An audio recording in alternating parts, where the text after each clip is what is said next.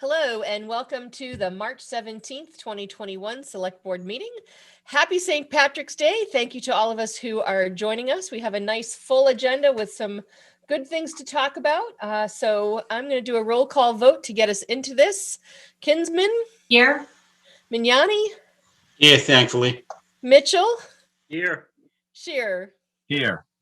Great. It is 7:01. I'm going to open it up for citizens participation. If you could use ideally the raise your hand feature in the chat. I mean, in the participant list. If you're not quite sure how to do that, then just wave at me and we'll invite you to speak. I see Catherine's iPad has her hand up. Catherine, if you could go ahead. Hi, happy St. Patrick's Day, everyone. I'm a quarter Irish, so make sure that send those wishes on. I also wanted to thank, I'm going to stay Cliff for the presentation, and I appreciate him bringing up that and reminding us, because it's easy in a pandemic to forget about all that stuff. The real thing I would like to talk about, though, is the so that we've talked about the project a couple times, at least at the select board, 10 to 50 Main Street, which I think is actually 10 to 60 when you count the brick building. And the last time that I was on a meeting, it may have been the last time it was publicly discussed, there was decision not to have public comment because we said there should be public forums, which I absolutely agree is it's essential. This is democracy, right? We're seeing things happening in front of us, like talks to the developer by the town manager, the town planner, the select board, and now another committee that's made up of part of the select board, part of the planning board, maybe economic development. And I know you represent the public, but I can honestly say that I see things happening that I think lots of people don't feel represented by some of the things that are happening. So I want to specifically ask what the plan is and when those forums will be and how that will be integrated into the process. Sure, I'll start with that and then Michael, you can jump in. So we haven't completely finalized the whole process. The timing is we have not done a meeting yet of that subcommittee. That is going to be looked at planning that. And we know that there's going to need to be a zoning change. And that is, we're going to look at bringing that to the fall town meeting. So we're going to have the summer and we're going to start it in the spring, and we'll have more than one public forum to get input and have a conversation as we head into the plans, working with the developer before it goes to town meeting. So once we have the timing finalized, we will make it public. So I think the thing that's worrisome to me is that there's already a plan to put a zoning change on town meeting, which maybe our community doesn't even want, right? So who's driving that decision to do that? Like you maybe not, who, and how does the public even get a say in that? So part of it is the person who owns the property has brought forward the 40R project, and to be able to, for him to do his 40R project, we need to do a zoning change. So, right, but what if, right, and so I guess, again, to the public, we currently have zoning. We know our zoning's out of date. I've talked about that, I've campaigned on that, but what I see happening is the public not included in this. Like someone said, hey, I'd like to do this.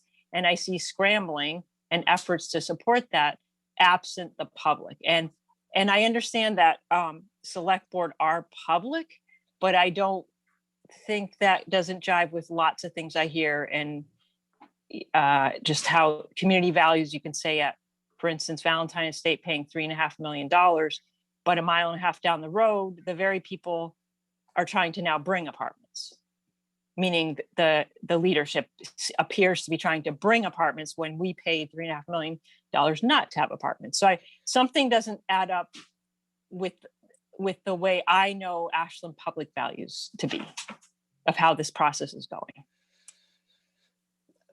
And I hear that, and I accept what you're saying, and I think they're two very different properties. And I think, you know, Valentine Estate was the historic of that house and barn.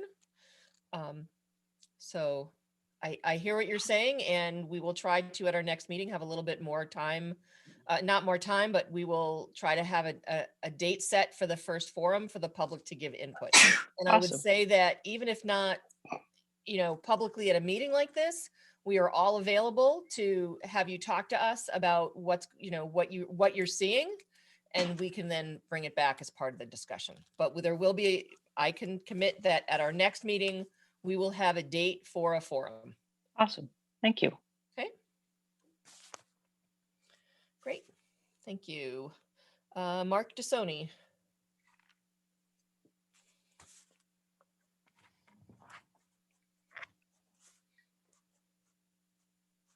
Good evening, Mark Sony. I kind of wanted to talk about something else, but thanks to Kathy, it kind of helps to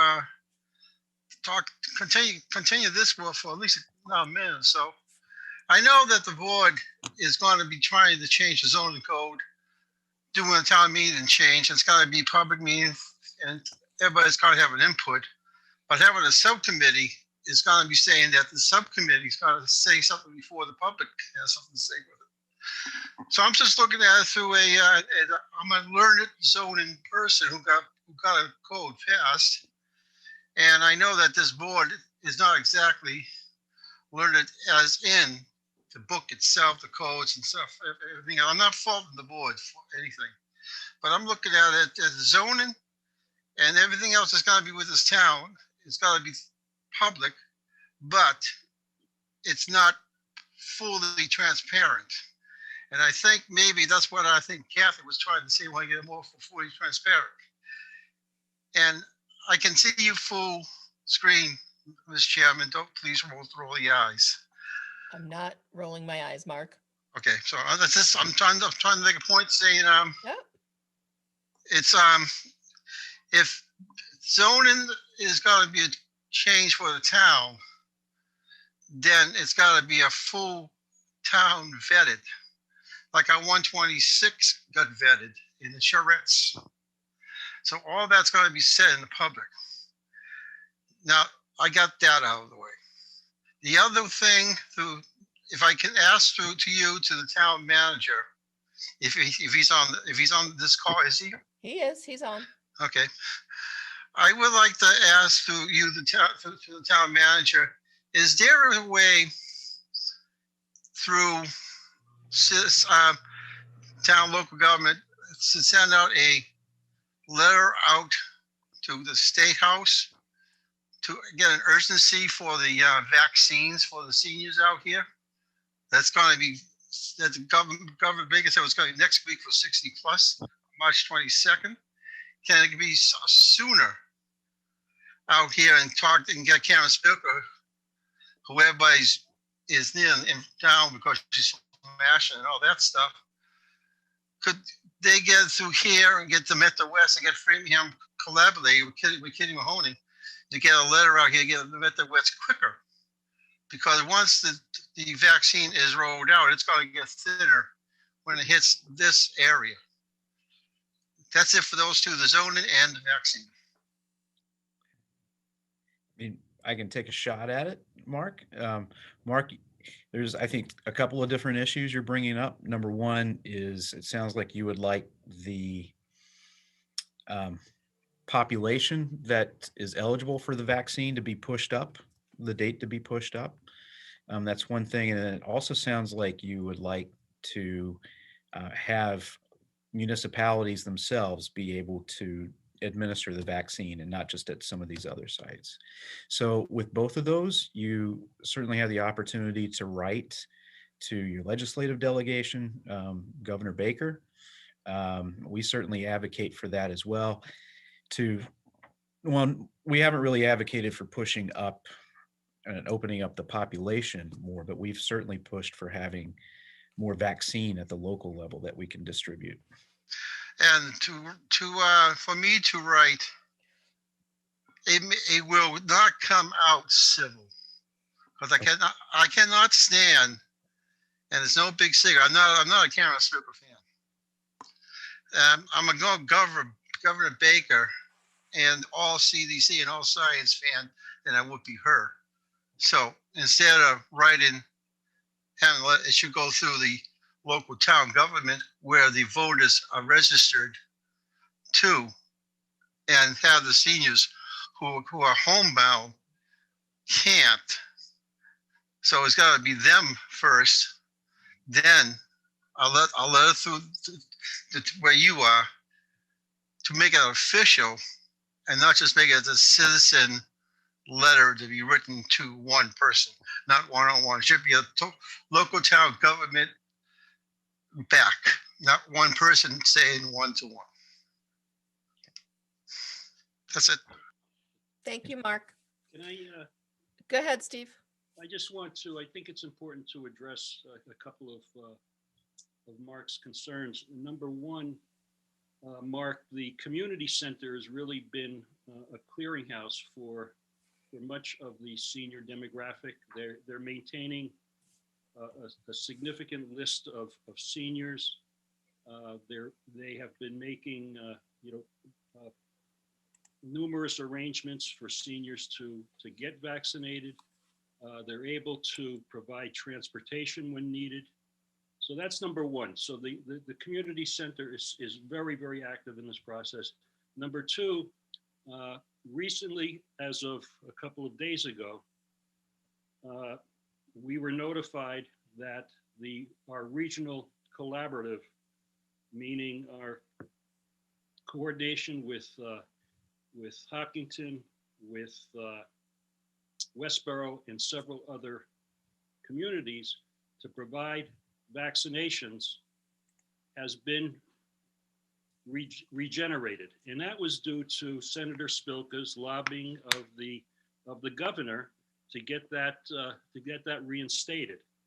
So, Michael, I'm not sure if Jen, if it's active as of today, but No, I mean, we wanted to maybe kind of hold off on this announcement until we actually had the vaccine. I understand, but still, it's I think it's only fair to be accurate as to really what's going on based on some of Mark's comments. I can understand that, but I mean, we've also had situations where we've been promised vaccine and the day before it's been pulled away. So until we actually have the vaccine, I think it's just important to temper expectations. And certainly we appreciate the advocacy from our legislative delegation to help get that done.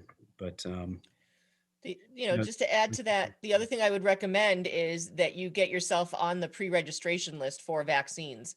You go to the website and get your name, you tell them your age and you tell them if you have any health issues, and then they'll let you know when there are appointments available for you, at least at the big vaccination sites. So. Yeah, I got one last point. It could be real quick. I talked to Ed Burns, and I know, and I talked to Judy Duffy. Did that list, did that online form. Okay. Me and my dad are on that list, the waiting list. Perfect. And I was told by Ed Burns, once they get on the contract, ambulance service drivers to drive vaccinators around to homebound people, that's where I'm at, the homebound. I already filled out the form, said me and my dad are both homebound, and Perfect. we're accepted as homebound. Okay. That's the reason why I'm doing that, for moving it up. Yep. Good. Then that, you're doing some of the right stuff, Mark. You'll get in line and you'll get vaccinated. Okay, moving on. Barbie, you had your hand up. Go ahead, unmute yourself. Hi, I'm Barbie. I live on Indian Spring Road. I think Kate said it pretty well, that the public should really be involved with any changes to the Valentine Estate zoning. I believe we authorized to buy back that property for a certain reason. And I don't think the people's input has been brought into this whole scenario. That's it. Okay, thank you. we will, the Valentine discussion is still going on.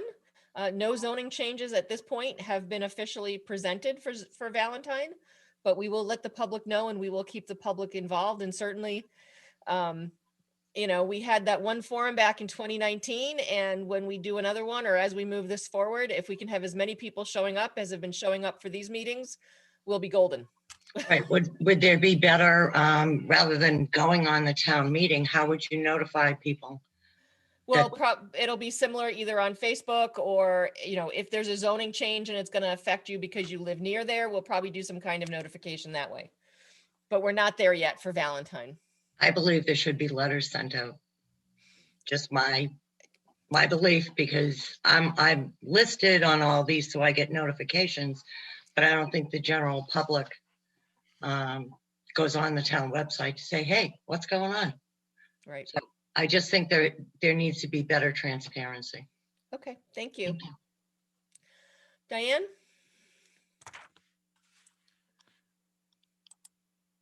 Hi, thank you. I wanted to say that I've been looking at the Energy Facilities Siting Board docket for the town's opposition to Eversource. Whole lot of work going on by Lucas Environmental, people at Town Hall, the Select Board, town manager. I think it's really strong work, and I want to say thanks a lot. And I also want to just say publicly, because some people might like to know, that the information for the virtual public hearing is also on the Siting Board docket. So that's it. Thanks again. Okay, thank you. Great, okay. If there is no other public citizens participation, I'm seeing no other hands, and I know why a lot of you are here. I would like to introduce Cliff Wilson. Cliff, thank you for coming on our select board meeting. You can unmute yourself. Oh, you're still muted. Hold on a second. Let's see. Can we unmute him? I'm not a Zoom person. That's okay. I'm using a borrowed And- laptop here. And Jen, Um, if we could let Cliff be a co-host, because he's going to share some stuff with us. So Cliff was nice enough to remind all of us, starting about 7 or 8 days ago, that the 175th birthday of Ashland was yesterday. I saw those and invited him to come here to the select board meeting and share some of his knowledge and history of Ashland, because I think a lot of people are interested. So once we have Cliff set up as a co-host, which you are, Cliff, I'm going to let you take it away. And thanks for Okay. coming. Okay, I'm hoping to be able to go to full screen here to share my, and we're not seeing that. So down at the bottom, there's a little Yep. green button that says share screen. And if you hit that and then select the screen that you want to share with everybody. I'm not seeing a little green button, but hold on a second. We'll, Down at the bottom of your Zoom page.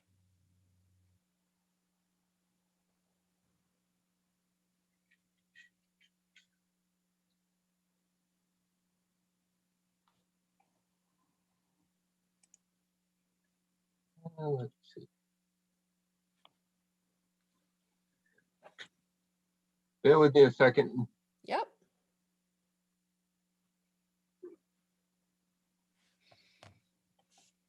Talk amongst yourselves. No. Yeah. Maybe you get someone sitting next to you, you can talk to, or Oh dear. this is appropriate. It's been a year since we've been having to do our meetings via Zoom. And it's now the center with the arrows pointing up at you, Cliff.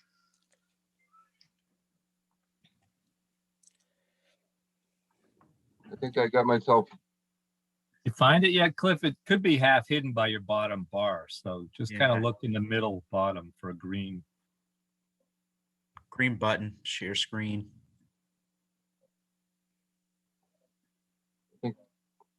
If you're not on it, it might not be showing. Cliff, is it a presentation? If you wiggle the bottom, your mouse on the bottom, it'll pop up your options. Oh, there it is. Thank you very, very much. $150 technical support. Geez. Okay, now with luck, I can get to that screen and I can show you what I want to show you. Okay.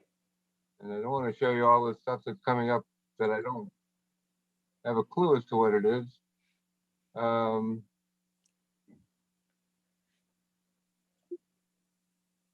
Sure, I'll do next and get out of here. I have no idea what this is. Uh-oh. If I can get out of that and I can get to my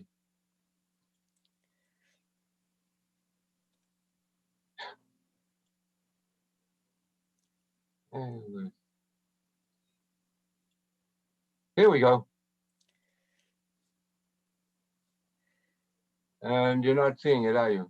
No, not yet. And when I wiggled this before, it came up with a green thing and now it's not. Try doing that again. Cliff, if it's a presentation, do you want to email it to me and I can put it up here and change it? Unfortunately, I just had it on my.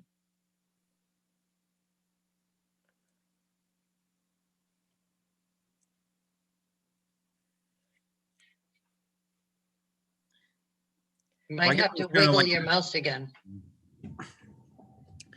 Guess it was kind of like this in 1846. Well, we have two choices, Cliff. You can either take it through us without the visuals, or we can invite you back to our next meeting. Well, I'd really like to. Yeah.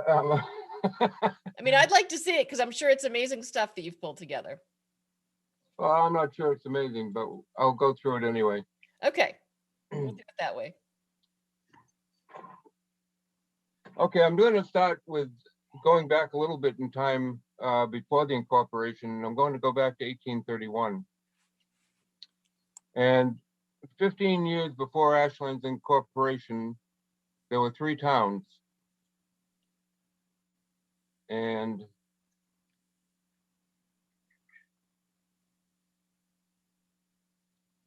Framingham, which was incorporated in 1700, Hopkinton, which was incorporated in 1715. I'm showing maps of these, by the way, which you can't see. Holliston, which was incorporated in 1724. But then on September 8th, in 1834, an event occurred on this day that would change the quiet little village of Unionville and necessitate the creation of the new town of Ashland. The first Boston and Worcester train arrived. Now I'm going to scoot out of the way here for a minute. Ta-da! Ta-da. Johnstone was ready. He had built his hotel and new home right next to the tracks. The fact that his son was the surveyor for the Boston and Albany, Boston and Worcester had something to do with that.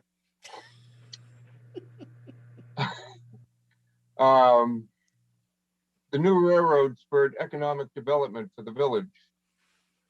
Mill owners and manufacturers now had a way for their goods to reach Boston and abroad. New businesses emerged. Workers would take the train from Boston to work in the new business. And I'm now showing myself the picture that you see behind me in reverse.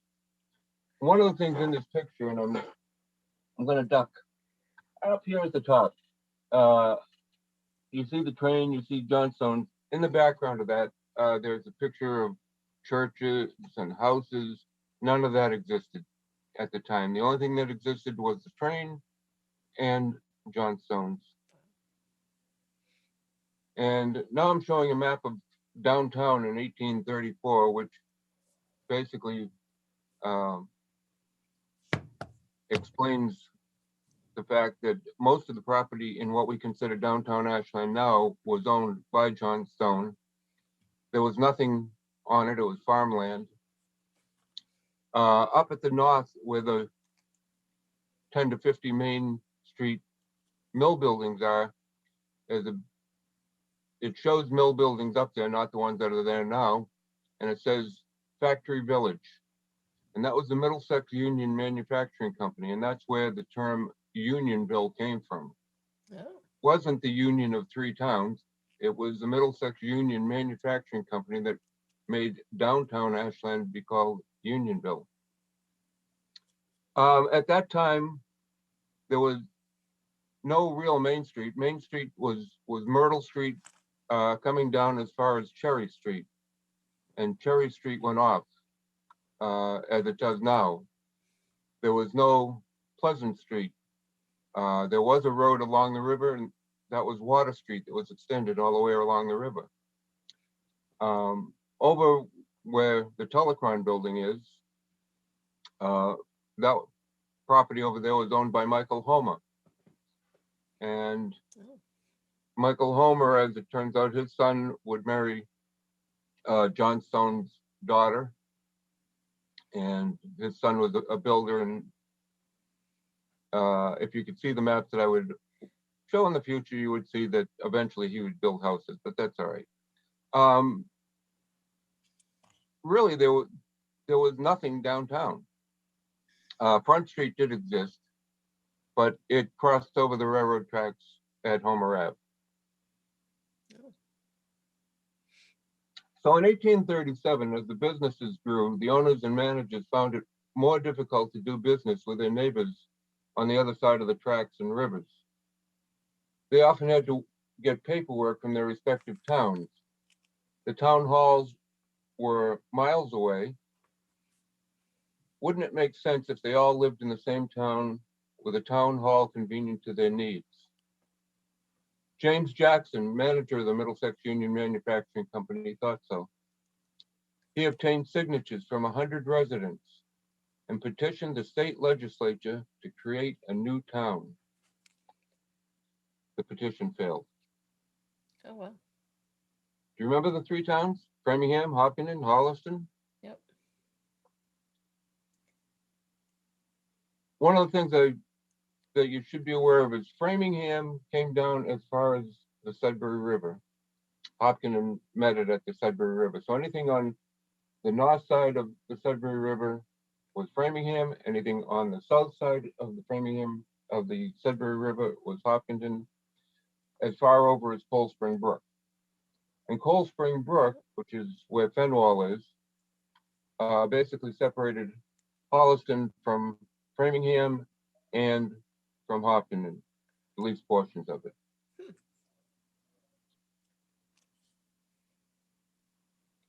So right now I'm showing a map of, I can't do that. It's a great gesture, but at any rate, I'm showing the portion of what was proposed to be the town of Unionville, overlaid on the Framingham, Holliston, and Hopkinton map. And now I have a report of the petition of James Jackson and others, Senate number 58, Commonwealth of Massachusetts. In the Senate, March 28, 1838, the Committee on Towns, to whom was referred the petition of James Jackson and others, praying that part of each of the towns of Hopkinton, Framingham, and Holliston in the county of Middlesex may be incorporated into a new town by the name of Unionville, have had the same under consideration and ask leave to report that the petitioners have leave to withdraw their petition, and they also submit a statement of the evidence produced at the hearing. And again, the petition failed. So the town has tried twice now to create a town, and it hasn't worked. But in 1846, after several attempts, the residents again petitioned the legislature to create the new town of Unionville. At the last minute, someone suggested changing the name of the town from Unionville to Ashland.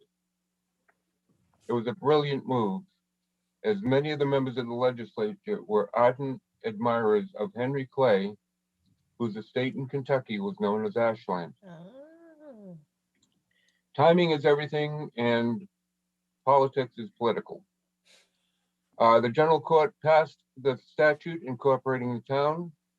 Governor George N. Briggs signed the enactment, and Ashland was incorporated on March 16th, 1846, 175 years and 1 day ago.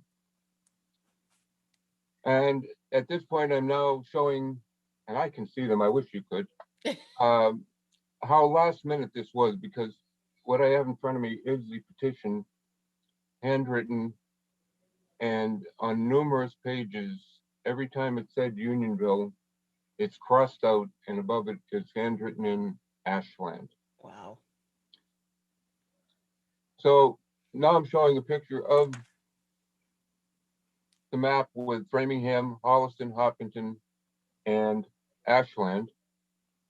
And the town of Ashland was incorporated March 16th, 1846. And in my map, there is one little corner of Ashland, in the southwest corner of Ashland, and what was part of Hopkinton, that Ashland was able to keep as part of its town for 7 years, but then it was ceded back to Hopkinton in April 28th in 1853. So I doubt wow. very much that most people are aware of the fact that the town did not remain the same. And So now I'm showing it the was, sorry, Cliff, it was bigger as with part of Holliston? I mean, part of Hopkinton, and then part of part of it was Hopkinton. given back? Yeah, well, it seems that one of the residents of that portion was a selectman in Hopkinton. And we know how select boards are, right? All right, we want it back, Cliff. We want it back. Get a petition together and at the moment I'm showing a map of the 1854 map, and this is where the brilliance of this entire conversation was going to come in, because it says after several boundary disputes, the first official map of Ashland was published in 1854. William Ellis, the surveyor, had established the boundaries. Now, William Ellis also did a number of other things, like locating that delightful riverbed or drain that goes through the downtown underground. And he also lived on Pleasant Street in a house that was somewhat endangered a few years ago. I haven't heard anything about it lately, but the house is still standing. But what I really wanted to show you on the map, I can get myself back with you. What I really wanted to show you was how the town had built up in just the 4 years since it became a town. Now in the downtown area, we had Main Street extending all the way from Myrtle Street, or where the Ocean House is now, all the way to 135. Wow. It still wasn't going up the hill at this point in time, but at least it was going through the center of the town of Ashland. Front Street, loaded with houses, and those houses were built by Charles Homer, Michael Homer's son. He then went out to San Francisco and built Russian Hill out there, but at this time he had built a number of the houses along Front Street. We had a new road going off of what at that time was Winter Street, now is Corderville Road, and the new road was Oak Street. They had to build Oak Street in order to connect Oregon Road to the town, because otherwise it was just out there on its own.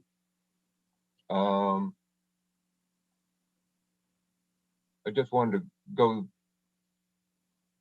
through the map a little bit. I was going to show you that Andrew Valentine was at the Valentine property at the time. I was going to show you this, that Warren Woods was there and Henry Warren's house was there, but it was, at that time, it was owned by the Riders and the Lorings. Oh, okay. And those Lorings are more, are related to Homo Loring, who was Henry's cousin, if you go back to the late 1600s. They were much more closely related to the Valentines. Is that all the of them- Lor is that the Loring that Loring Arena is named after? No. Oh, okay. No, he was a coach or something for Framingham, though. I was going to show you that my house is there. Daniel Lamb was lived there at the time. But the town, what I really wanted to get at was showing the map, and I apologize for not being able to figure out how to share this, is just how much the town had grown in 8 years. This is the 1854 map. It just exploded with growth after it became a town. Great. Well, And Cliff, I'm gonna- almost at the end. okay. Basically, I looked at the census report, the actual census from 1850, and I thought that would be a pretty good indication of, what the town was all about. In 1850, there was, Ashland had a population of 1388. I believe at the time of incorporation 4 years earlier, I believe it was 1137. But there were 743 males, 644 females. Just as a comparison, Framingham had 4,200 roughly, Holliston 2,400, and Hopkinton 2,800. Wow. So we were still small. The majority of the residents were born in Massachusetts. The second largest population were born in Ireland. The third largest population were born in the other New England states. And the remainder were born in, this is interesting, Canada, Nova Scotia, we'll get back to that, England, New York, Pennsylvania, Ohio, and Turkey and Asia. That's why it was written in the census. That caught me off guard because I wasn't really aware of the fact that when I saw Canada and Nova Scotia became part of the Dominion of Canada in July 1st, 1867. So there really was a difference between Canada and Nova Scotia at the time. Briefly, I'm going to just run down a list of the occupations. Be clergyman, which I believe is Baptist, blacksmith, boot keeper, boot manufacturer, boot maker, butcher, card tender.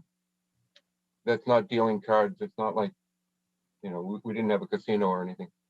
Carpenter, clerk, comb maker, comb manufacturer, cotton manufacturer, dentist, depot agent, dry tender, express agent, farmer, harness maker, horse trader, inn holder, joiner, laborer, machinist, market man, mason, matron of Papa House, merchant, miller, mule spinner, ostler, overseer in cotton factory, painter, paper maker, paper manufacturer, peddler, physician, postmaster, power loom harness maker, railroad contractor, sailor, probably on the ocean at Ocean House, fashion blind maker, sash maker, stable keeper, stone cutter, student. The student, by the way, was the one who was born in Turkey in Asia. Oh. Superintendent of Pauper House, tailor, trader, and wheelwright. And I think that after that one, I was ending up with a beautiful picture, which I did paste this morning on Facebook, of a cake with candles on it saying 175 and happy 175th birthday, Ashland. And if there's any questions, fine. Otherwise, you can me off. Well, Cliff, thank you so much for sharing all that. I think it's great. Madam Chair, is it possible for, at some point, for Cliff to mail that to either Jen or Michael, and we can put that presentation on the on the town's website, so the residents have an opportunity to see that with that, because that was very interesting information. And some of the boundaries that you were talking about with Framingham, Holliston, and Hopkinton, when they were considering putting a jet port in Ashland, which was going to completely destroy the town, those were the three towns that that land was going to be given back to. And the jet port would be put right smack in the middle of the downtown area. And that was, thankfully, that was put the kibosh in the State House. And then 2 months later, they decided that, oh, maybe we should make it an ash dump, if the people remember that as well, too. Am I? You're still there, Cliff. Go ahead. Am I unmuted? I don't. Yep, No. you're unmuted. We can hear Oh, you. okay. Right, Joe, and yes, we've gotten past being an ash dump. We've gotten past being a jet port.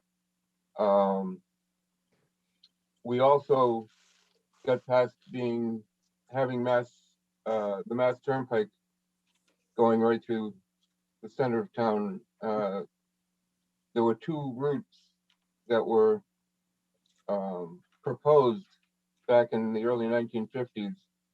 And fortunately, they took the northern route, not the southern route, because the southern route would have come right through Ashland. Mm. But fear not, I have no doubt that our kindly folks in the Boston area will continue to try to figure out ways to mess up our town. I'm hoping that things will open up and maybe Cliff, you can do something at Ocean House with this presentation and we can have a bunch of people come see it. Sure. Madam Madam Chair, Chair, can I make I a, would love to do that. Thank you for the suggestion, and I'm hoping things will open up soon. When they open up, we'd be more than happy to do that. Great. Rob? Madam, can I just make a comment? So thanks, Cliff, for that presentation. I learned something new. I didn't realize that the name Ashland was to please the legislature. So I would just like to make a motion to change the name back to Unionville.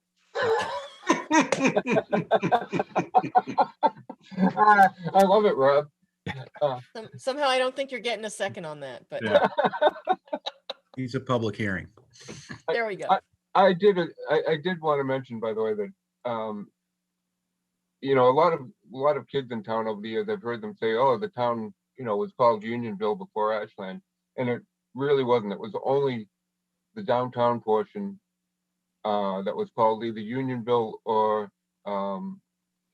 Hopkinton Factory Village, and it really was just because of the Middlesex Union Cotton Manufacturing Company down where the mill buildings are now, was the reason for the Union part.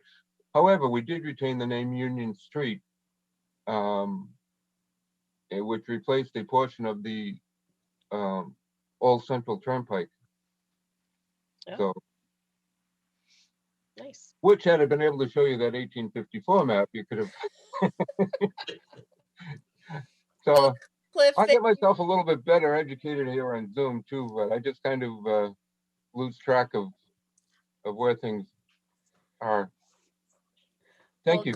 Cliff, thank you so much for coming and sharing that. I really, really appreciate it. And I hope that, I mean, I know I learned a few things and hopefully other people did as well. And like I said, hopefully, you know, when things open up, we can get to all get together and do this in person. Hope so. Thank Okay. you, Yolanda. Thanks, Cliff. Take care. Bye. Thank you, Cliff. Thank Yep. you. Thank you all for I have two watching. screens going too, by the way. Yeah. Thanks. Okay, now you can mute yourself. Jen, you can stop him from being a co-host, please. Okay, moving on in our agenda, the next thing is the retirement of David Foster. I see you here, David. I'm going to let Michael start with this, and then I know we all have some stuff to say, and I think we're going to ask the Valentine people, the Valentine committee people. So Michael, why don't you start? Sure. So next week marks David Foster's tenure, the end of his tenure here as an employee here in the town of Ashland. I believe he's also resigning from the Valentine Committee. Although we've known David over the last 2 years as the project manager for the Warren District and the Valentine property, David's service goes way beyond that. He's been a town employee for several years. He was a member of the planning board for many years, and has just been an engaged community member from what I have heard since he originally arrived here a few years ago. So David his contributions to Ashland are certainly notable, certainly appreciated by many. Unfortunately, like all of us in public service, I think at the time they weren't necessarily as appreciated as they are kind of upon reflection. So now's a good opportunity to let David know just how much he's meant to us and what he's meant to the town. David's had the last 2 years in this last assignment, David's had, these are some challenging projects. I think that's the understatement of the year. And but yet David still found a way to kind of keep the ball moving forward and continue to move forward. So I'll turn it over to David. And David, thank you again for all that you've done. David, do you have anything to say?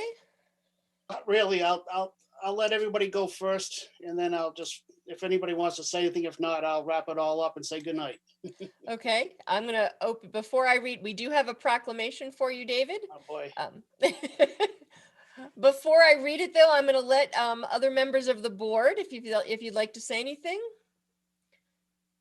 Joe, go ahead. Thank you, Madam Chair. David, we go back a long way.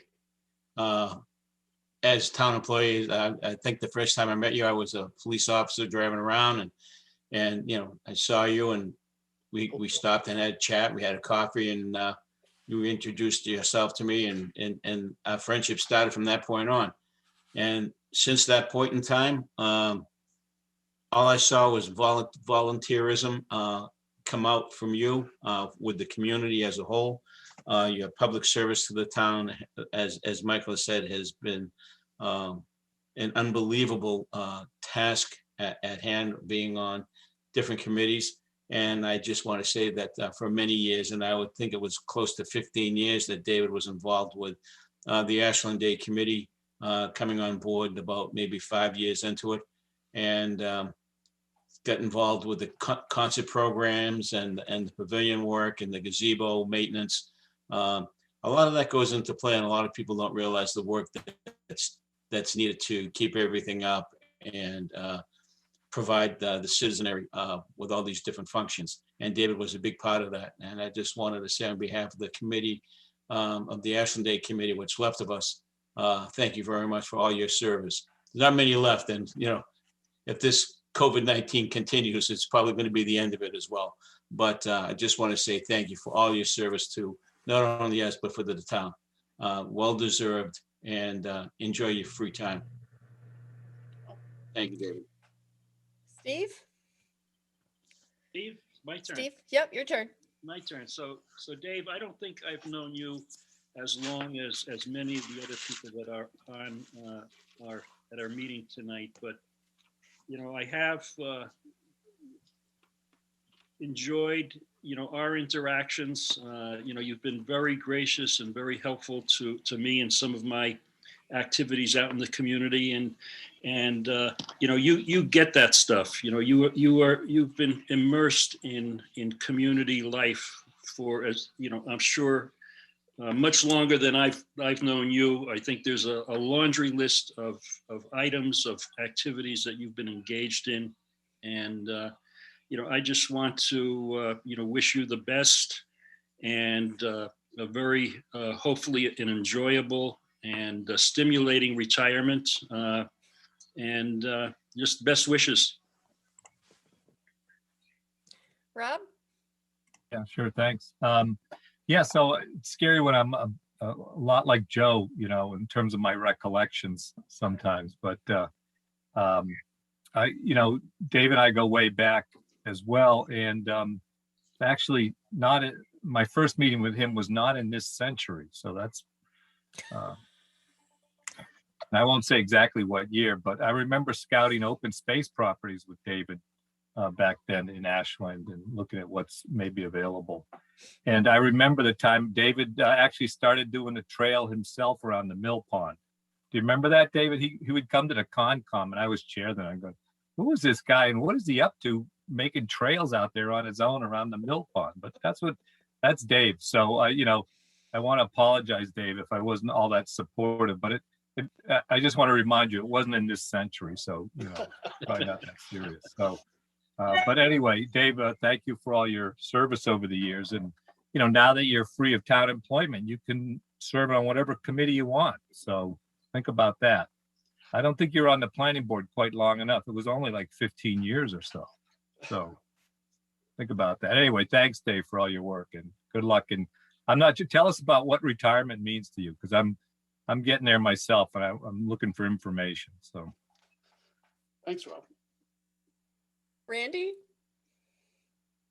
So I definitely don't have a last century story to tell like Rob, but and we don't go way back. I think actually the first time that we met Dave was at the Valentine Estate Public Forum a little over a couple years ago. And you know, what struck me was how excited you were about the property and the ideas that you had. And, you know, really it was that meeting that sparked so much interest and energy into the Valentine Estate. So I know you've worked really hard on that, as well as the Warren District and everything else during your tenure here in town. So, you know, I just want to thank you, and I hope you enjoy retirement. And I'll add my thoughts to Rob, and you know, there's lots of opportunities to come and still be a part of all of the fun in Ashland. So we look forward to still seeing you around town once everything opens up. So thank you. Thank you. So I'm seeing some hands raised, and I'm going to let them speak before we read the proclamation. I think that's appropriate. So I see Sherry. You can unmute. Thank you so much, Madam Chair. David, you have had such an impact on this town. I've lived here 40 years now, and I think from the very beginning, you were involved in something. And I remember, there are too many to even go through. David, you would get ideas and people would think, there's no way that's going to ever happen. And then they did. So you were tenacious, you were creative, and you are leaving such a footprint and a fingerprint all over this town. I am sincere when I say Ashland would not be what it is today without your involvement. And I just appreciate all the time and energy and effort and frustration and all that you went through.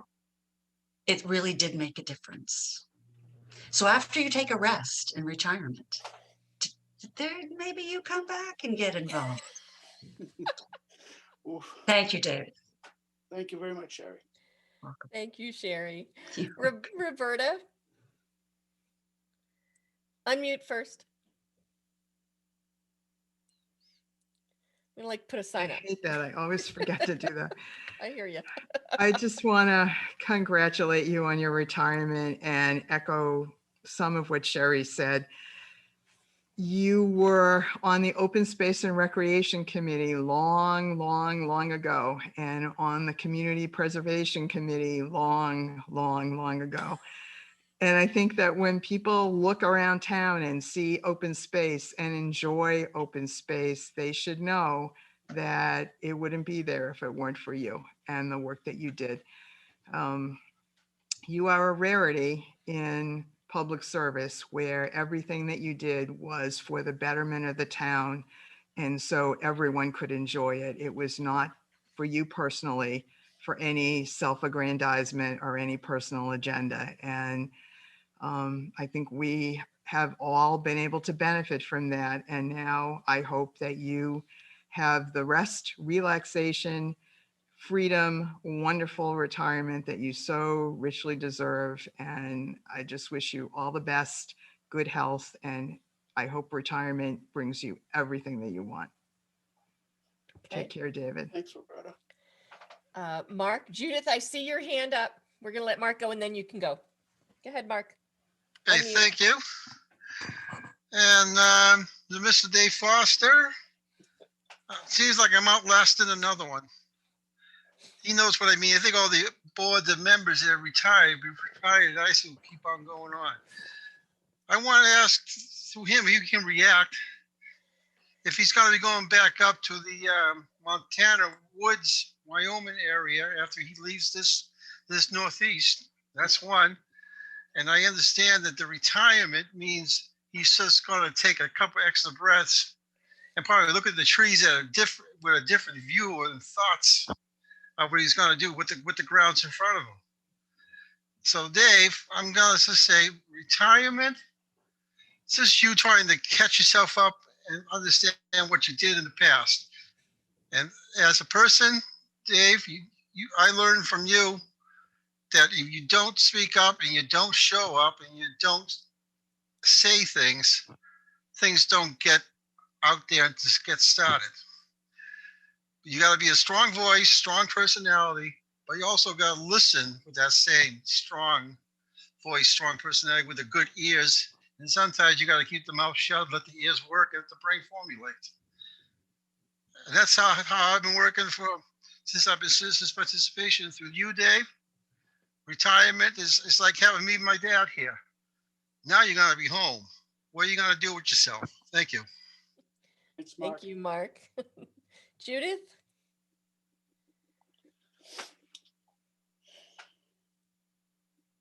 Down in the left-hand corner. There you Yeah, go.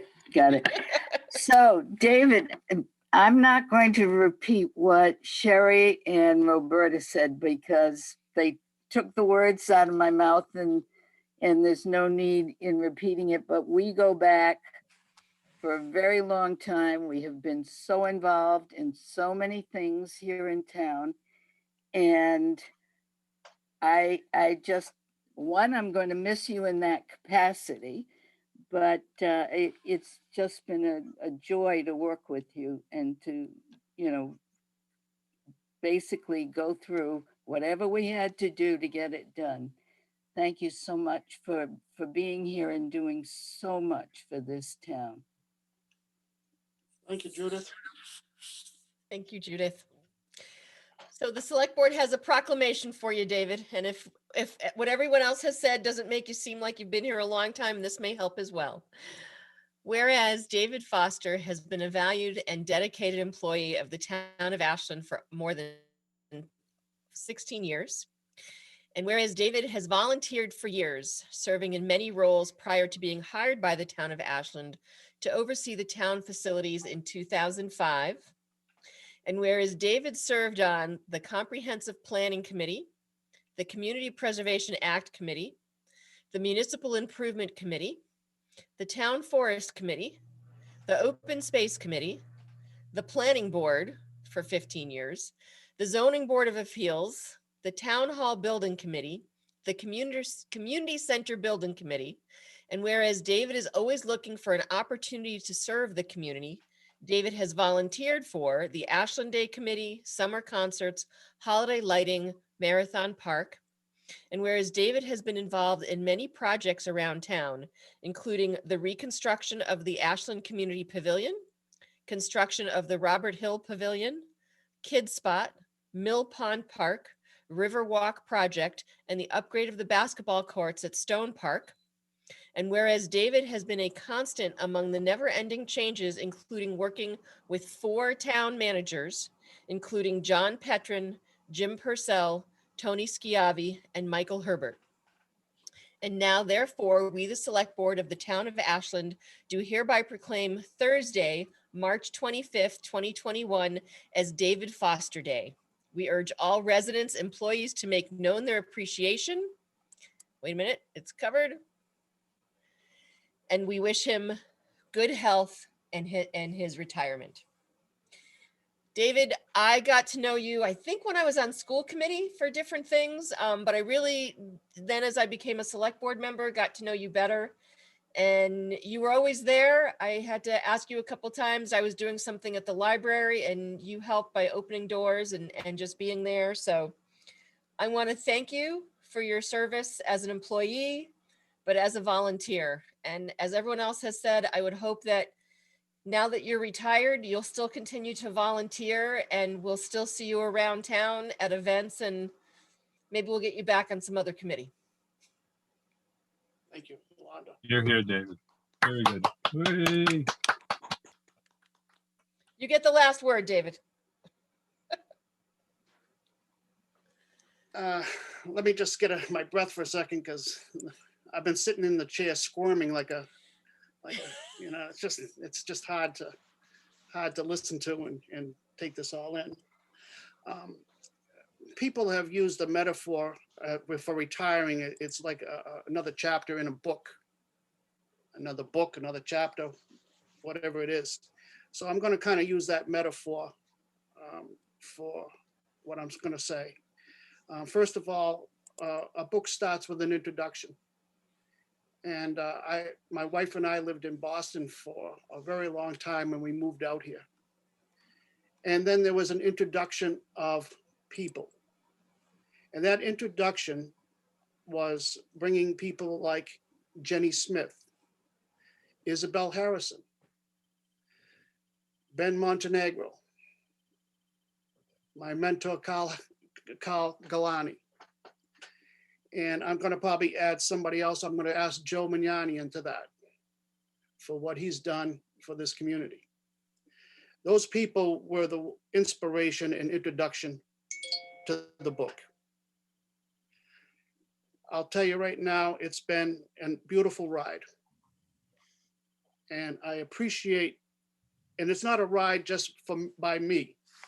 It is a ride that carries a lot of other people with me. None of those things that were listed is done by me alone. It's done by many of you who are still here.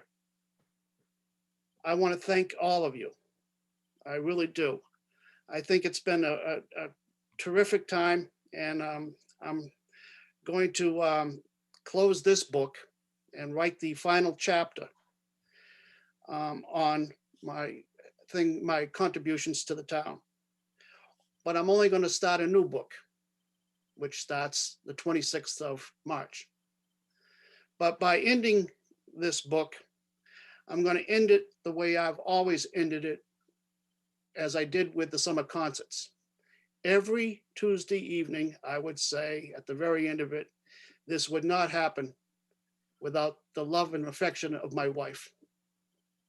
And I have to say, as all of you who are town employees know, that there's somebody else at the other end, husband, wives, all of you. You all know what it takes. And sometimes it's not very easy. But I have to say, I love the fact that she supported me in all of this. So that is the ending chapter. And I want to thank all of you very much. Good night. Thank you so much, David. Enjoy the retirement. Yay. Thank you, David. Thanks, David. We'll see you for Yeah. coffee. Good. Thank you all. Thanks, David. Thanks, David. Well, I know we're a little bit behind schedule and that usually drives me nuts, but you know, sometimes you just gotta let it go because that's what needs to happen. So I really appreciate all of you being here and watching, and we're gonna move on in our agenda. The next item is a review of the ADA self-evaluation and transition plan presentation. It's gonna be presented, it was done by Anna Julian, David West, and Emma Snellings. Michael, I'm going to let you or Jen, I'm not sure, or Emma, going to kick this off for us? Yeah, this is a project that Emma has been heading. She does a lot of projects that I think some people don't know about in the background, and she does them all well. So I'm going to turn this over to her and let her get this started. Thank you, Michael. Hi, everyone. My name is Emma Snellings. I'm the Assistant Town Planner. And so I'm just going to provide like 1 minute of background about how we got to this meeting today. And then I'm going to turn it over to our wonderful consultants from Ihcd to present more about the actual plan that we've developed. So in December of 2019, the town applied for a grant from the Massachusetts Office on Disability to fund the creation of an ADA self-evaluation and transition plan.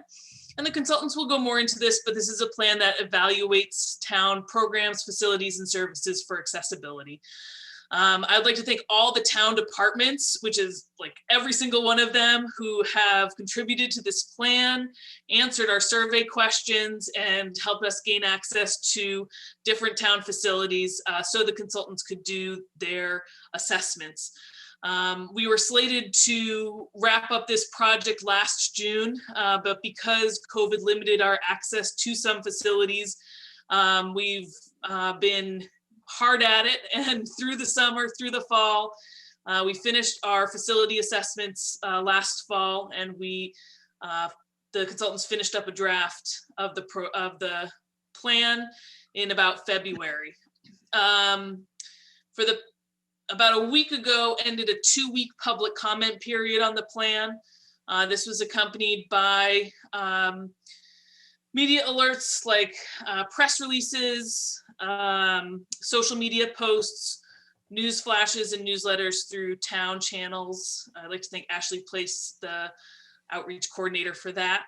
So we've been publicizing the public comment period and again, this meeting. So tonight they're here to present the plan, an overview of the plan, and hopefully take any comment that the select board or any of the public here at the meeting have, so that we can start to wrap up the plan and really begin the work of what the plan has informed us about accessibility in town. So with that, I will turn it over to Anna Julian and David West. Great. Take it away. Thank you. Okay, I think, Emma, do I have, yes, you can should I be share able to my share your screen? screen, Anna. Yeah. Okay.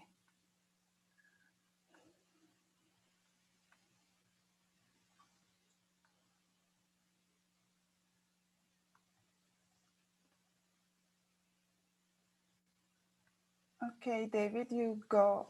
You want to Okay. start? Great. Thank you, Anna. First, congratulations to Mr. Foster. He sounds like a much loved member of the community who made a real difference in Ashland. And I enjoyed the historical presentation. I had no idea that many years ago when I was running the Boston Marathon, I was really beginning in Greater Ashland, and it may be time to redraw some map lines and expand the accessibility survey. But for tonight, we'll confine ourselves to what we learned in the current borders of Ashland.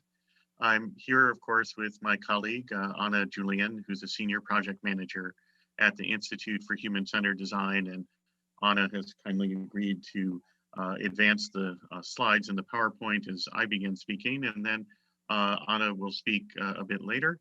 And then, of course, we'll both be available to answer any questions you may have. Next slide. So the Institute for Human-Centered Design, or IHCD as we often call it because it's a bit of a long name, is a 43-year-old international education and design nonprofit dedicated to enhancing the experience of people of all ages, abilities, and cultures through excellence in design. And the images on this slide are primarily showing our office in downtown Boston that neither Anna nor I have seen in quite a long time, since about a year ago tonight, I guess. Next slide.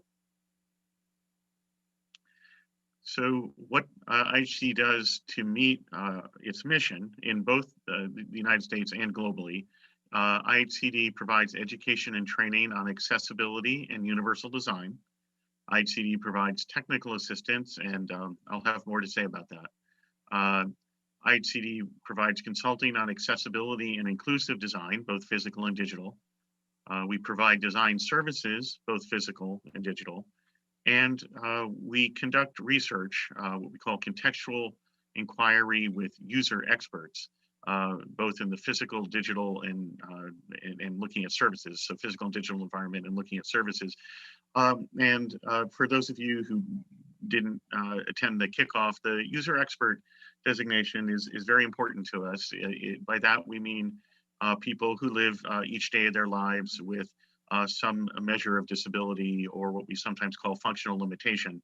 And we've learned through beneficial collaboration that incorporating people who live each day with disability and who have had to develop strategies to succeed in life because of that allows us to gain access to really important insights that make all of our work better and better than it would be even if there were many other completely non-disabled people who were well-meaning and very smart. But we need to involve at all points the members of the disability communication, and it really pays off in the work that we do.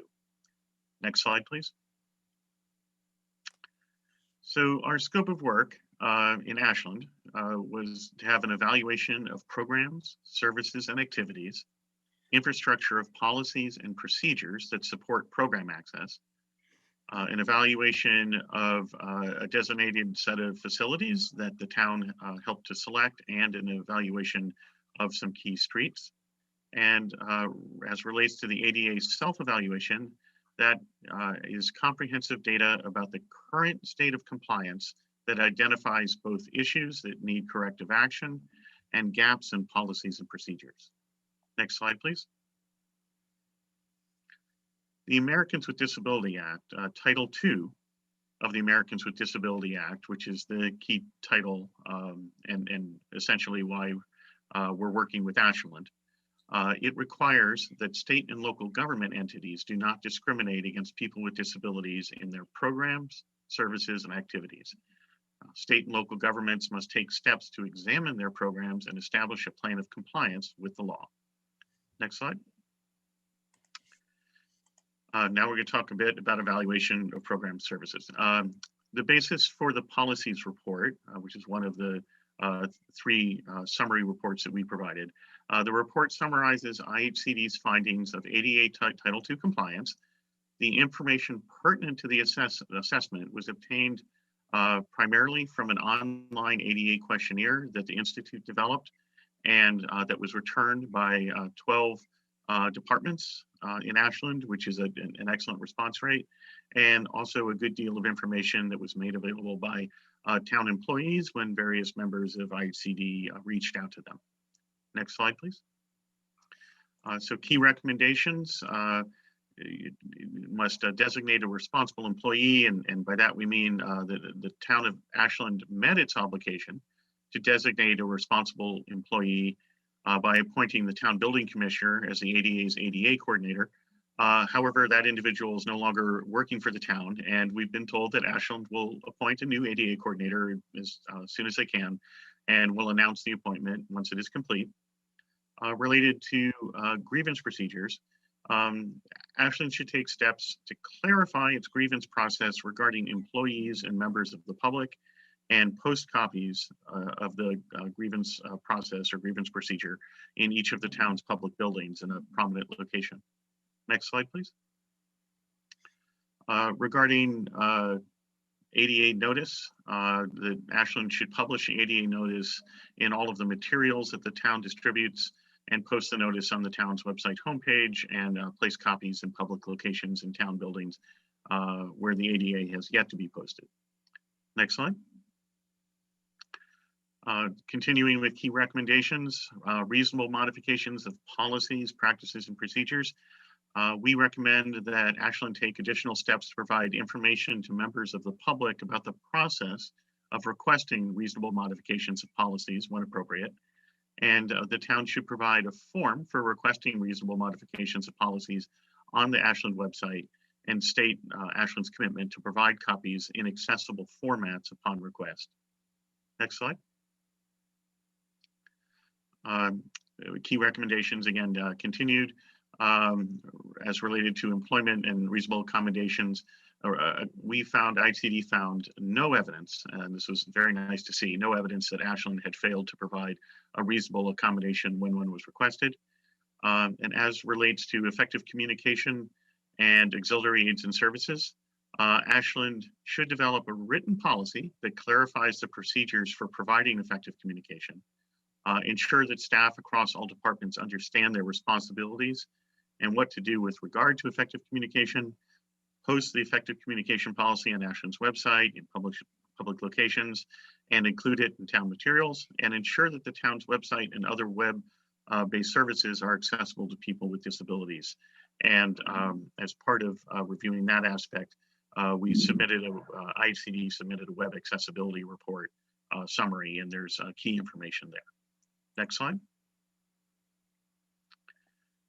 In terms of the facilities that we surveyed 10 municipal buildings, including 6 public buildings and 4 public schools and their sport areas and playgrounds, 2 parks and street areas. And I apologize, Anna, do you want to step in here?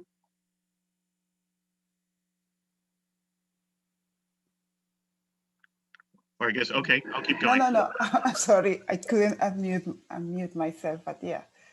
Let's see. Okay, I apologize. So I'll mute for a bit and hopefully remember to come in at the right point in a few slides. That's okay. But as David mentioned, the facilities that we surveyed, so the basis for the self-evaluation, we surveyed buildings and the outdoor areas for compliance with the 2010 ADA standards for accessible design and compliance with the Massachusetts Architectural Access Board. And we provided recommendations based on the code that provide more accessibility. The deliverables for each facility surveyed, we provided a building report, which contained the basic information about the building, include the location of entrances and exits, vertical circulation, and interior layout and functions of the building. It also has a list of the key accessibility issues and the order of magnitude cost estimates.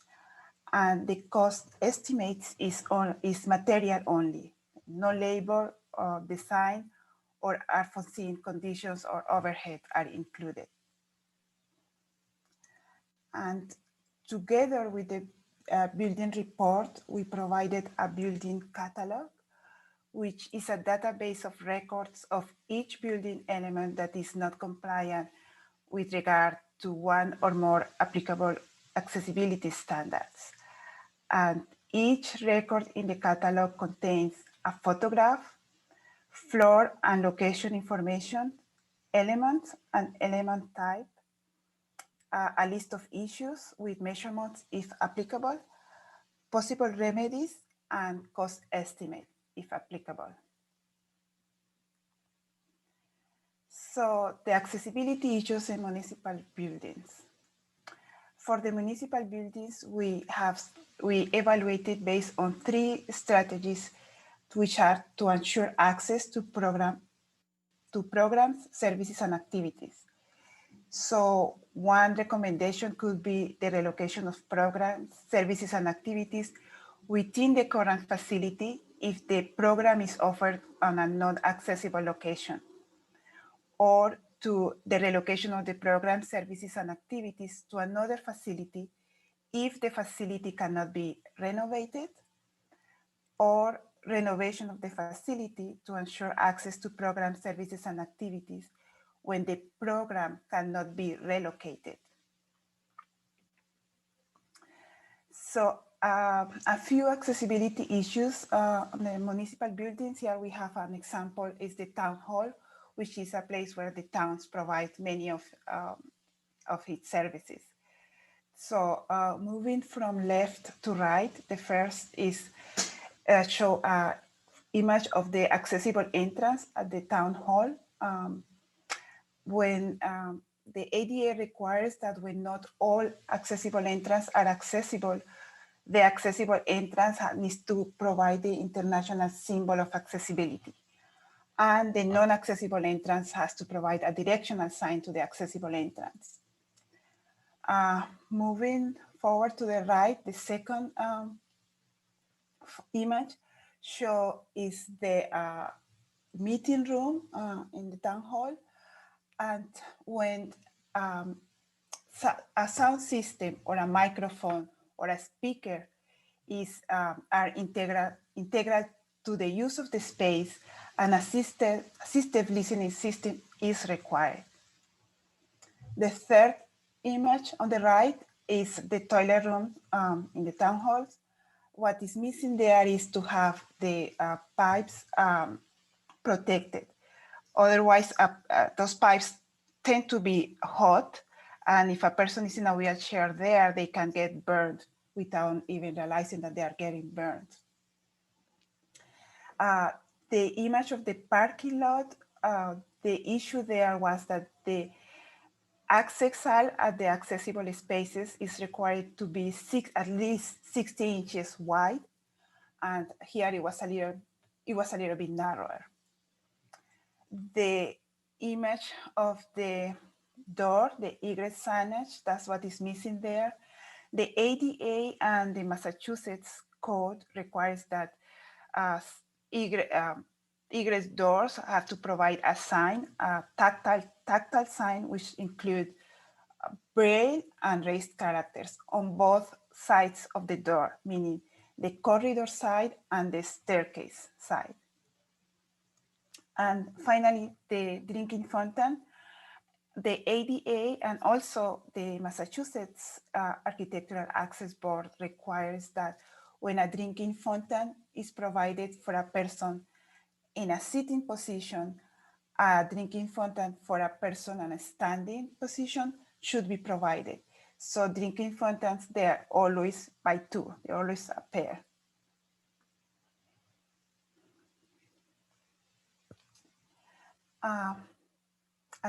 Other issues for different municipal buildings, the library, again, the parking here, the ADA requires that identification signage at parking be mounted minimum 60 inches above the ground.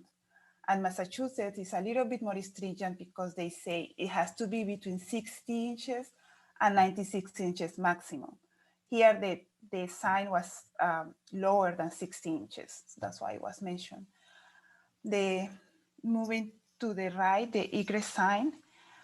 Here in Massachusetts, the code requires that when an exit illuminated sign is provided, the international symbol of accessibility also must be provided. That means that every exit that has an illuminated sign has to have an illuminated international symbol of accessibility for each accessible exit. The next image, here we have the two drinking fountains, which is what is required. The problem is that the drinking fountain for the higher drinking fountain protrudes into the accessible route. So in that case, we recommend to have a detectable cane, so someone who is blind or have low vision doesn't bump into the drinking fountain. And the last image is at the toilet room. The coat hook is mounted higher than the maximum allowed. The maximum allowed is 48 inches. Here it was a lot higher. So key recommendations for building facilities. If parking is provided, ensure fully accessible parking spaces are provided. Ensure that fully accessible toilet rooms are provided in each building. Ensure compliant signage is provided. So that means designation signage, directional signage, and egress signage. And if audible communication is integral to the use of the space, provide a compliant assistive listening system. And now I'm going to give back to David. He's going to go through the accessibility issues at the schools and the outdoor areas. Great, thank you, Anna. Moving from left to right, starting in the top row on this slide, we see an accessible parking space that lacks signage and a marked access aisle. And it's very faint, a bit hard to see, but the international symbol of accessibility is painted on the parking space surface, which is allowed. The ADA doesn't really say anything about it, but the key is to have a sign, because as apparently we're all going to experience on Friday, we get snow in New England, or there can be leaves or dirt or other things. So if the only way an accessible space is designated is by putting something on the parking lot surface or the parking space surface, there would be many times when people who need those spaces wouldn't be able to tell that they're available. Moving to the right in the top row, the issue with this staircase is that where the stored objects are, someone who, excuse me, is low vision or blind and uses a cane, for example, could easily approach the staircase and smack his or her head on the lower portion, or otherwise injure themselves. And so in cases like this, we always recommend cane detectable barrier, something that's 27 inches maximum above the ground, and that a cane user would discover before being injured. Moving again to the right, we see an egress door that lacks the tactile, I'm sorry, it actually has the tactile signage on the left. It's gray, so it's a bit hard to see. But as an accessible egress with the illuminated sign, we would also need the illuminated international symbol of accessibility there, which is the wheelchair symbol that I'm sure you're all familiar with. The next image is something that Anna mentioned previously. Here we see a drinking fountain for a seated user. We should also have a drinking fountain for a standing user. It appears this is designed to have it, right there. It could be nearby, but you always have to have them in pairs. Going to the lower row on the left side, we see designation signage for an accessible toilet room. The key here is that when these are required is to have them on the latch side of a door at the entry to the toilet room. Because people who are blind or very low vision are trained to find the door handle or the latch and then reach up in that location to look for the braille, so they can know what type of room or whatever the case may be that they've encountered. Next, moving to the right, we have an image of a roll-in shower. In this picture, we can see that it is lacking a grab bar. Both transfer and roll-in showers have a number of requirements, and it's important to set them up properly so that people who need them can use them. Again, moving to the right, we see a bench in a locker room. The ADA requires that there be a certain percentage of benches that have back support, and we don't see that here. And then moving to the sinks in a toilet room, the key issue here is that the paper towel dispenser sticks out more than 9 inches into the circulation path at a height of much greater than 27 inches in this case. And again, a person who's low vision, who could be trying to approach the accessible sink there, may smash into that. And so it either needs, the paper towel dispenser either needs to be relocated, or a cane detectable barrier needs to be put below it. And that is sometimes done by having a receptacle there to put in the used paper towels. Next slide, please. Now looking at some things we saw at the middle school, the first image at the top left, the issue here is that there's a van accessible space, which is terrific, and it had a van accessible access aisle and the international symbol of accessibility, but the van space also, I'm sorry, designating it as, right, as an accessible space, but the van space also needs the designation sign saying that it's van accessible. And the van accessible spaces are larger or at least in total size between the space and the access aisle than a car accessible space.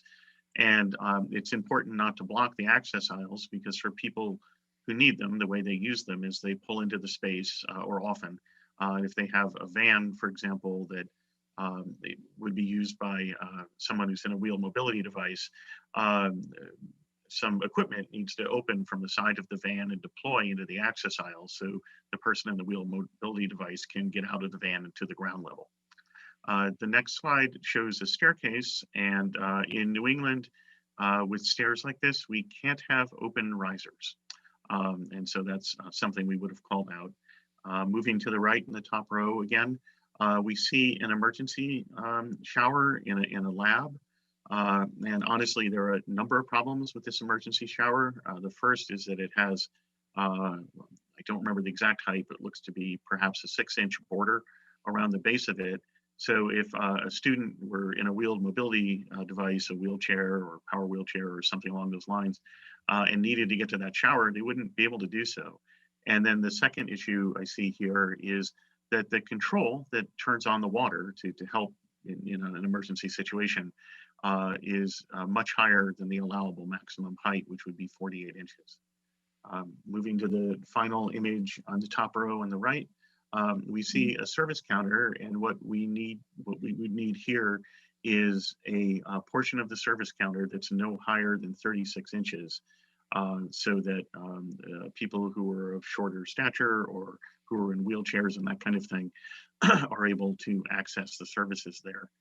Moving to the lower row on the left side, it's important that in classrooms that there be accessible work surface. So typically that means having 27-inch minimum knee clearance. And as you can see, obviously, with this kind of work surface design, none of those are accessible. Moving to the right to the sink in the classroom. In classrooms that have sinks, there needs to be an accessible sink.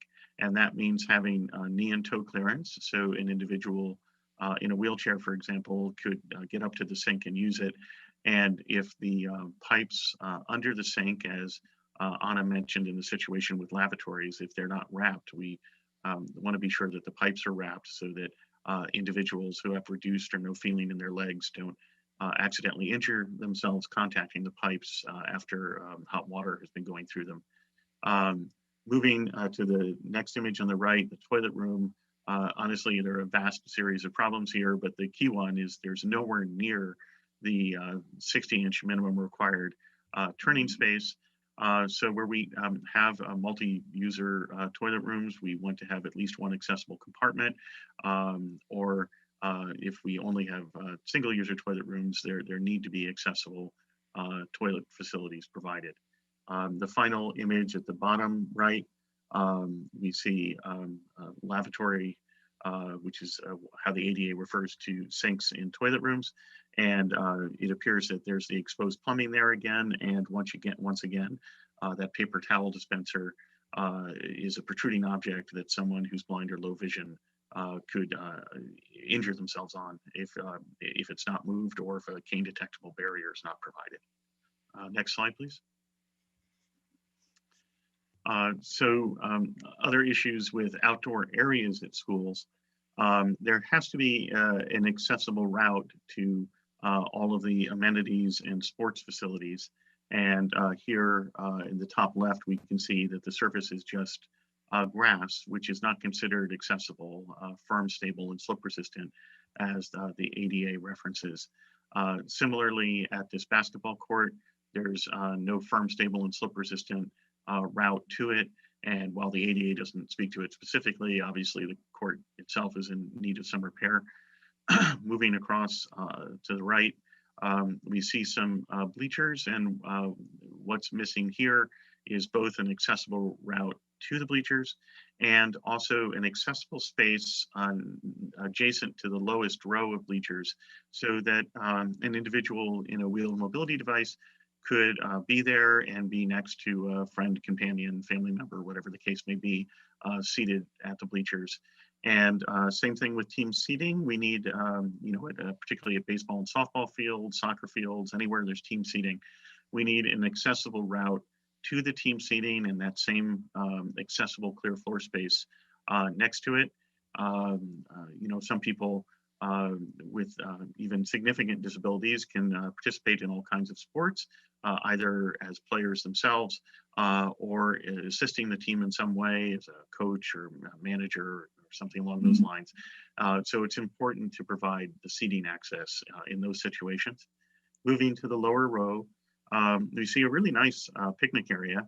But what's missing here is we would want it, at least 5% and no less than 1 of the picnic tables to include, or dining surfaces, to include an accessible, at least in this case, I'll refer to them as picnic tables, an accessible picnic table on an accessible route, which is going to have the necessary knee and toe clearance. So someone in a wheelchair can join his or her friends or students or whatever the case may be to dine or converse with everyone else.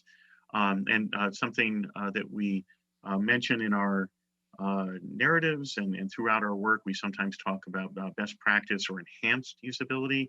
That includes things that are not required by the standards, but we call out because we think they can improve accessibility and improve the usability of things for everyone. And one thing I would mention is that we often suggest that accessible picnic tables have a 48-inch minimum accessible surface all around them. Obviously, in this case, that's not an issue. It's on a concrete surface. But if it were out in a field and there was an accessible route to the accessible picnic table, it's a great idea to also put an accessible surface around the picnic table so individuals, well, everyone, but including individuals who use wheeled mobility devices can navigate around the table and enjoy it just as everyone else would. The final image here is the playground. This image shows the interior of the playground, and the issue is we don't have an accessible impact attenuating surface here. And in Massachusetts, engineered wood fiber is not considered an acceptable accessible surface that needs to exist, providing a path between all of the play elements in the play area. And we typically recommend in situations like this that something called poured in place rubber be used. Next slide, please. So key recommendations for schools. In unique rooms, such as a nurse's room, ensure that a fully accessible toilet room is provided if there's a toilet in the nurse's room. And this includes maintaining clear floor space at all fixtures, free of any storage, and keeping the space clear in the area where someone who would need to would be able to, where they would transfer onto the toilet. Anna and I and all of us at Ihcd often see lovely accessible toilet rooms that are filled with all sorts of stored items, such that an individual who needs to use the transfer space, if they were to go to that toilet room, they wouldn't be able to use it properly. Also need to ensure that accessible sinks with knee and toe clearance are provided in at least one classroom per grade.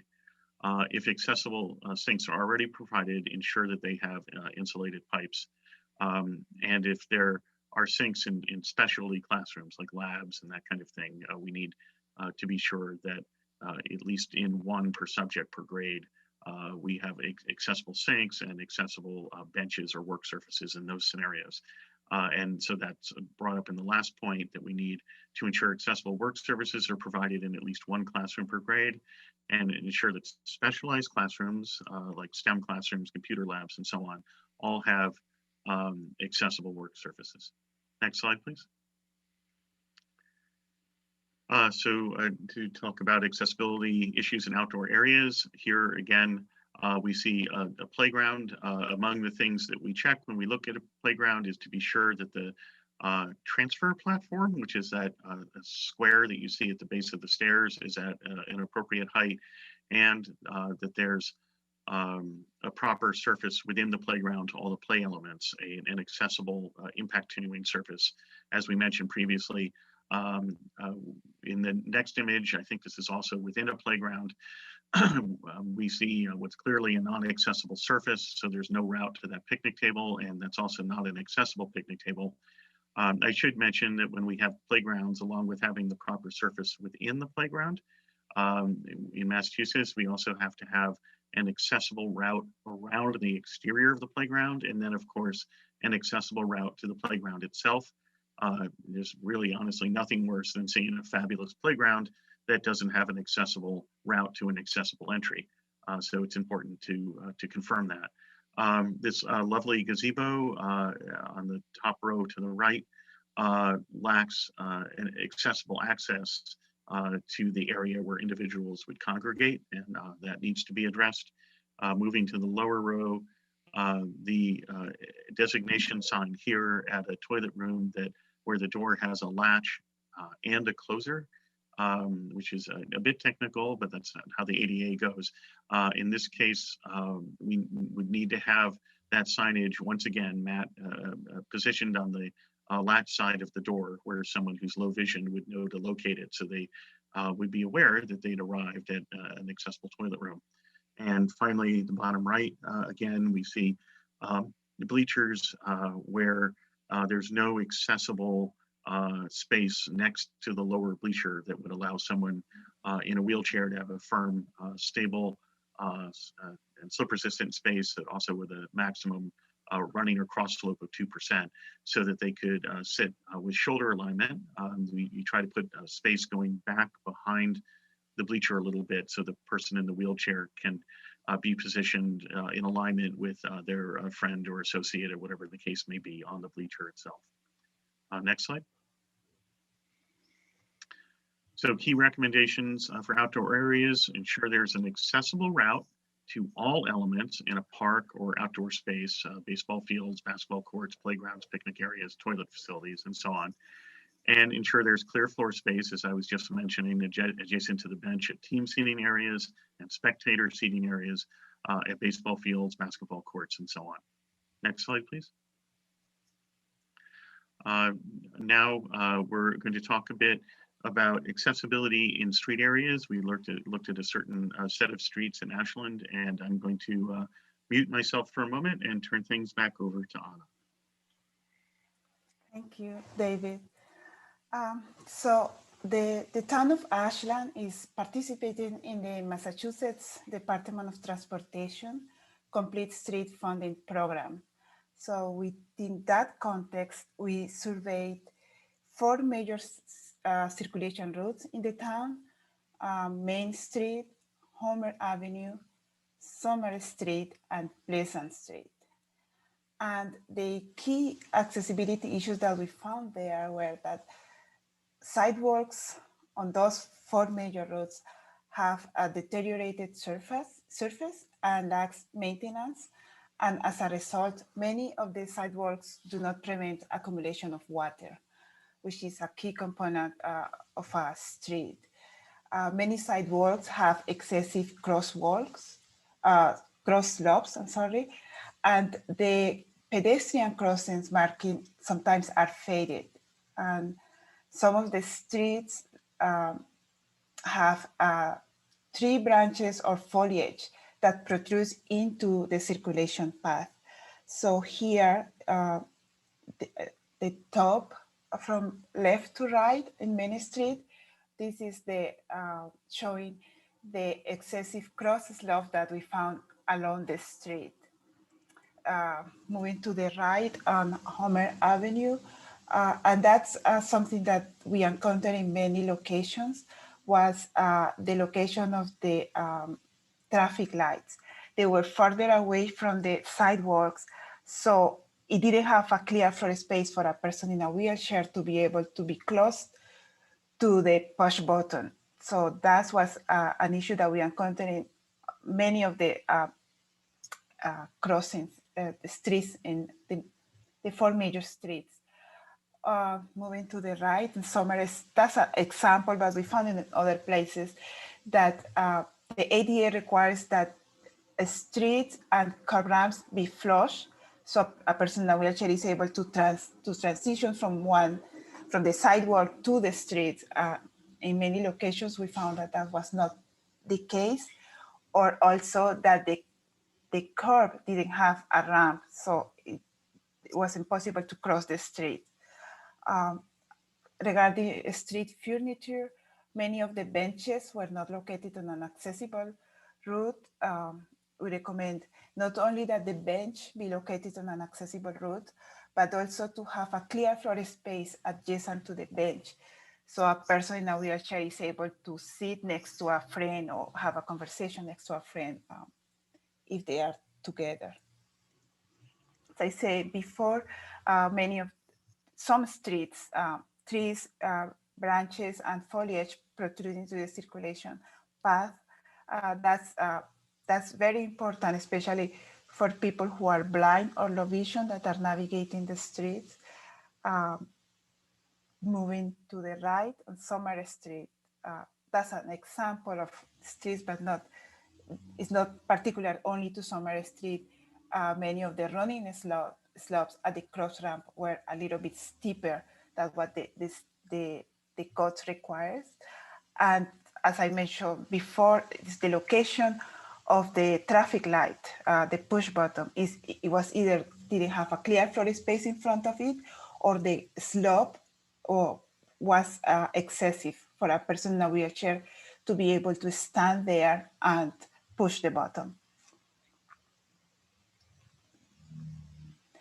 And of course, we were hired to find all the accessibility issues that the town has, but we also were looking for good examples because we know that you are doing good things, things that are very good examples to show.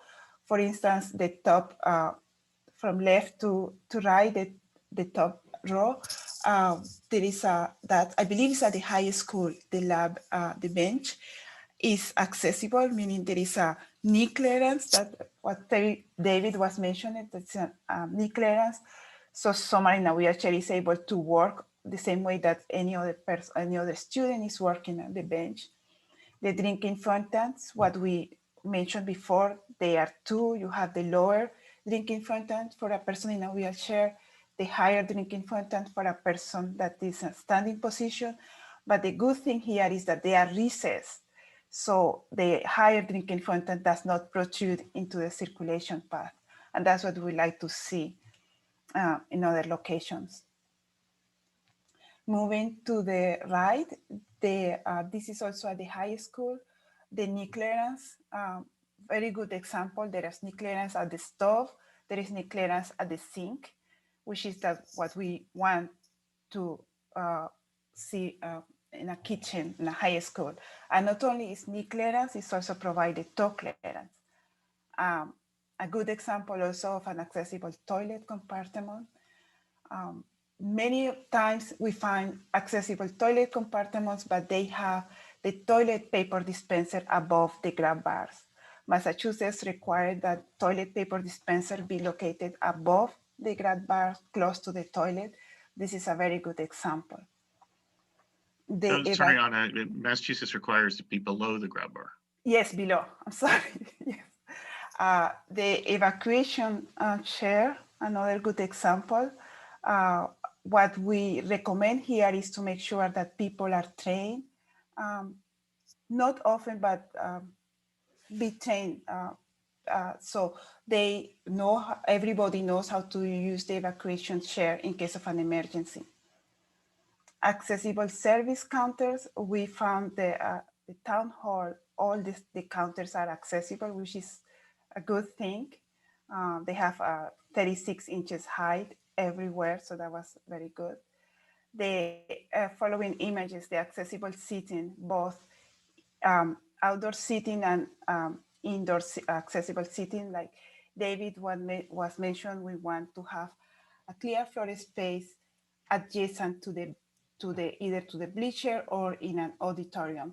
And here we mentioned that is a very good example, not only because the clear floor space is provided, but also because it's integrated, which is a key component of the ADA, that accessible features, people in wheelchair or people with disabilities, be integrated in the setting. So these two are very good examples.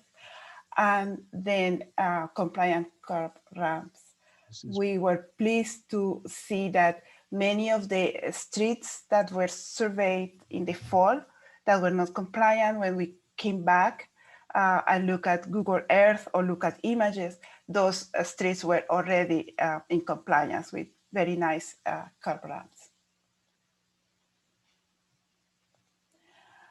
So the self-evaluation and transition plan, we provide, like David mentioned before, we provide a summary of the policies and practices for the town. We also provided an executive summary and the self-evaluation report, which is a summary of all the accessibility issues that we found in the facilities that we surveyed. And together with the self-evaluation report, we provided a transition plan database, which is a spreadsheet that has the same information that the catalogs have. So except the photos, of course, but it has the accessibility issues, the location, the recommendations, and also it has the priorities. We listed 4 priorities for program access. So those priorities are there. Priority 1 will be things that needs to be done to provide accessibility to the programs. Priority 2 will be navigation issues. So those under that category, we will list the signage, for instance.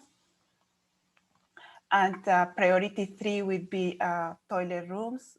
If there is not an accessible toilet room, if they are not fully accessible, if there is not accessible toilet rooms, we will consider that a priority 1.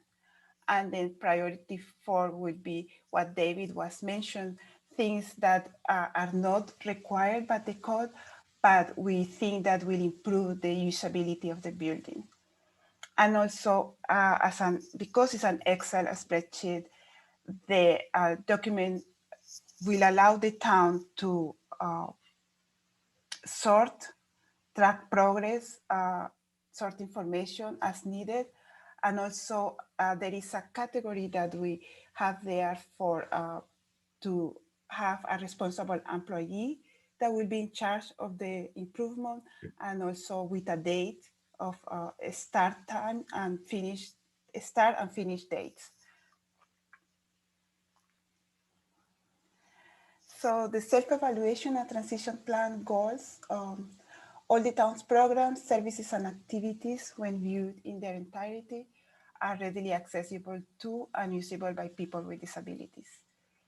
It doesn't mean that every single program has to be accessible, but every single building has to be accessible, but the program has to be accessible.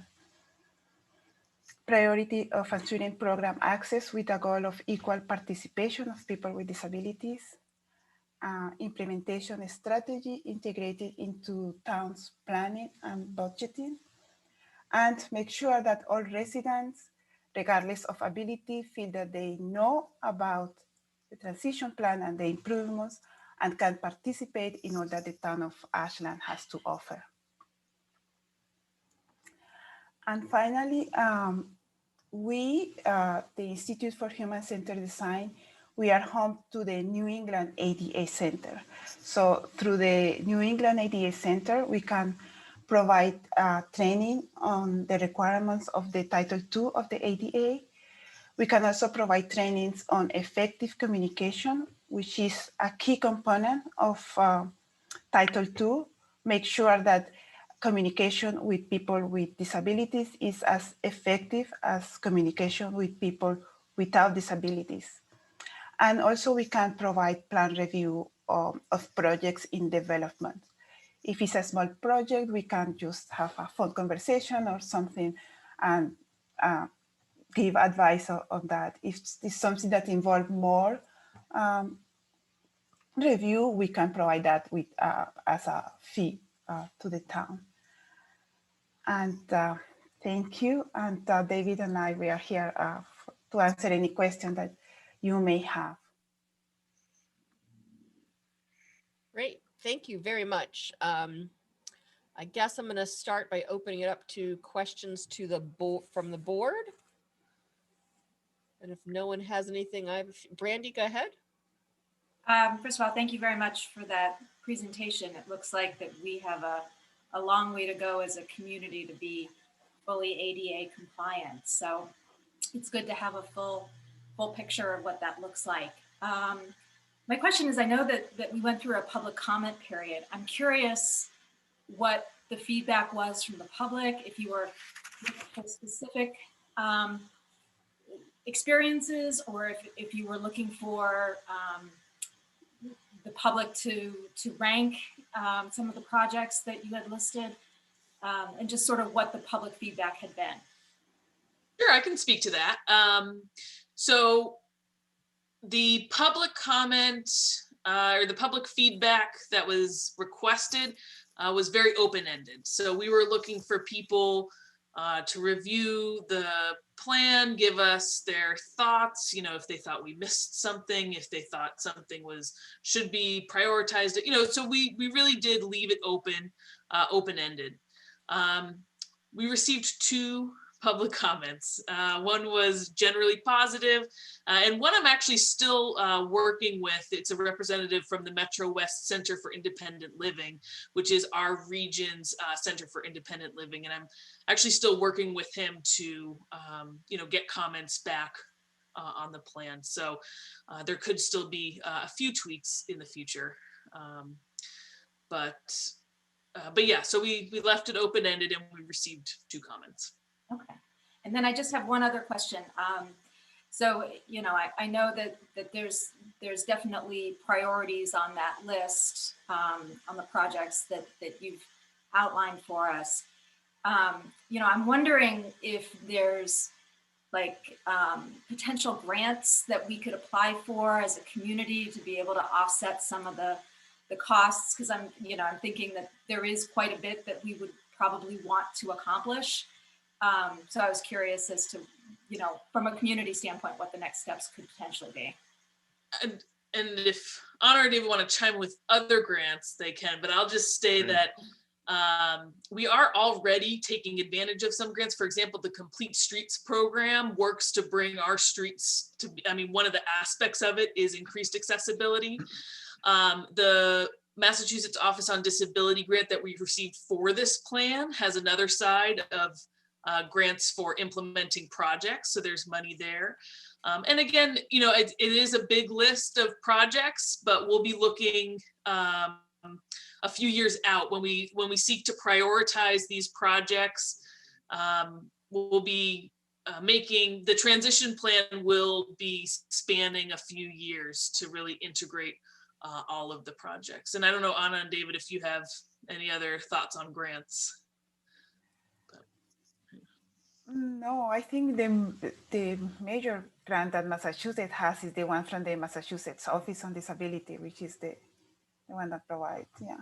Excellent, thank you. The final thing I would add is there sometimes can be a success in exploring funding from private foundations. Not all private foundations will give to a municipality, but you could contact, for example, Associated Grantmakers in Boston, which is a resource funded by area foundations to help the foundations identify entities that they want to support. Foundations are created because people want to support certain public good. And the one area where there can be particular enthusiasm or sympathy or whatever the appropriate word is that I hear about anyway is funding to improve playgrounds. There often, well, not often, but there are foundations that will be motivated to give for that reason. And, now that you've identified some issues with your playgrounds, I would at least investigate if a librarian at Associated Grantmakers or someone in your town who knows about this might be able to identify a private fundraising source that could help with those issues. It's a tough road. It doesn't always work, but there certainly have been successes. Anything else, Brandy? Yep, I'm good. Thanks. Joe? Thank you, Madam Chair.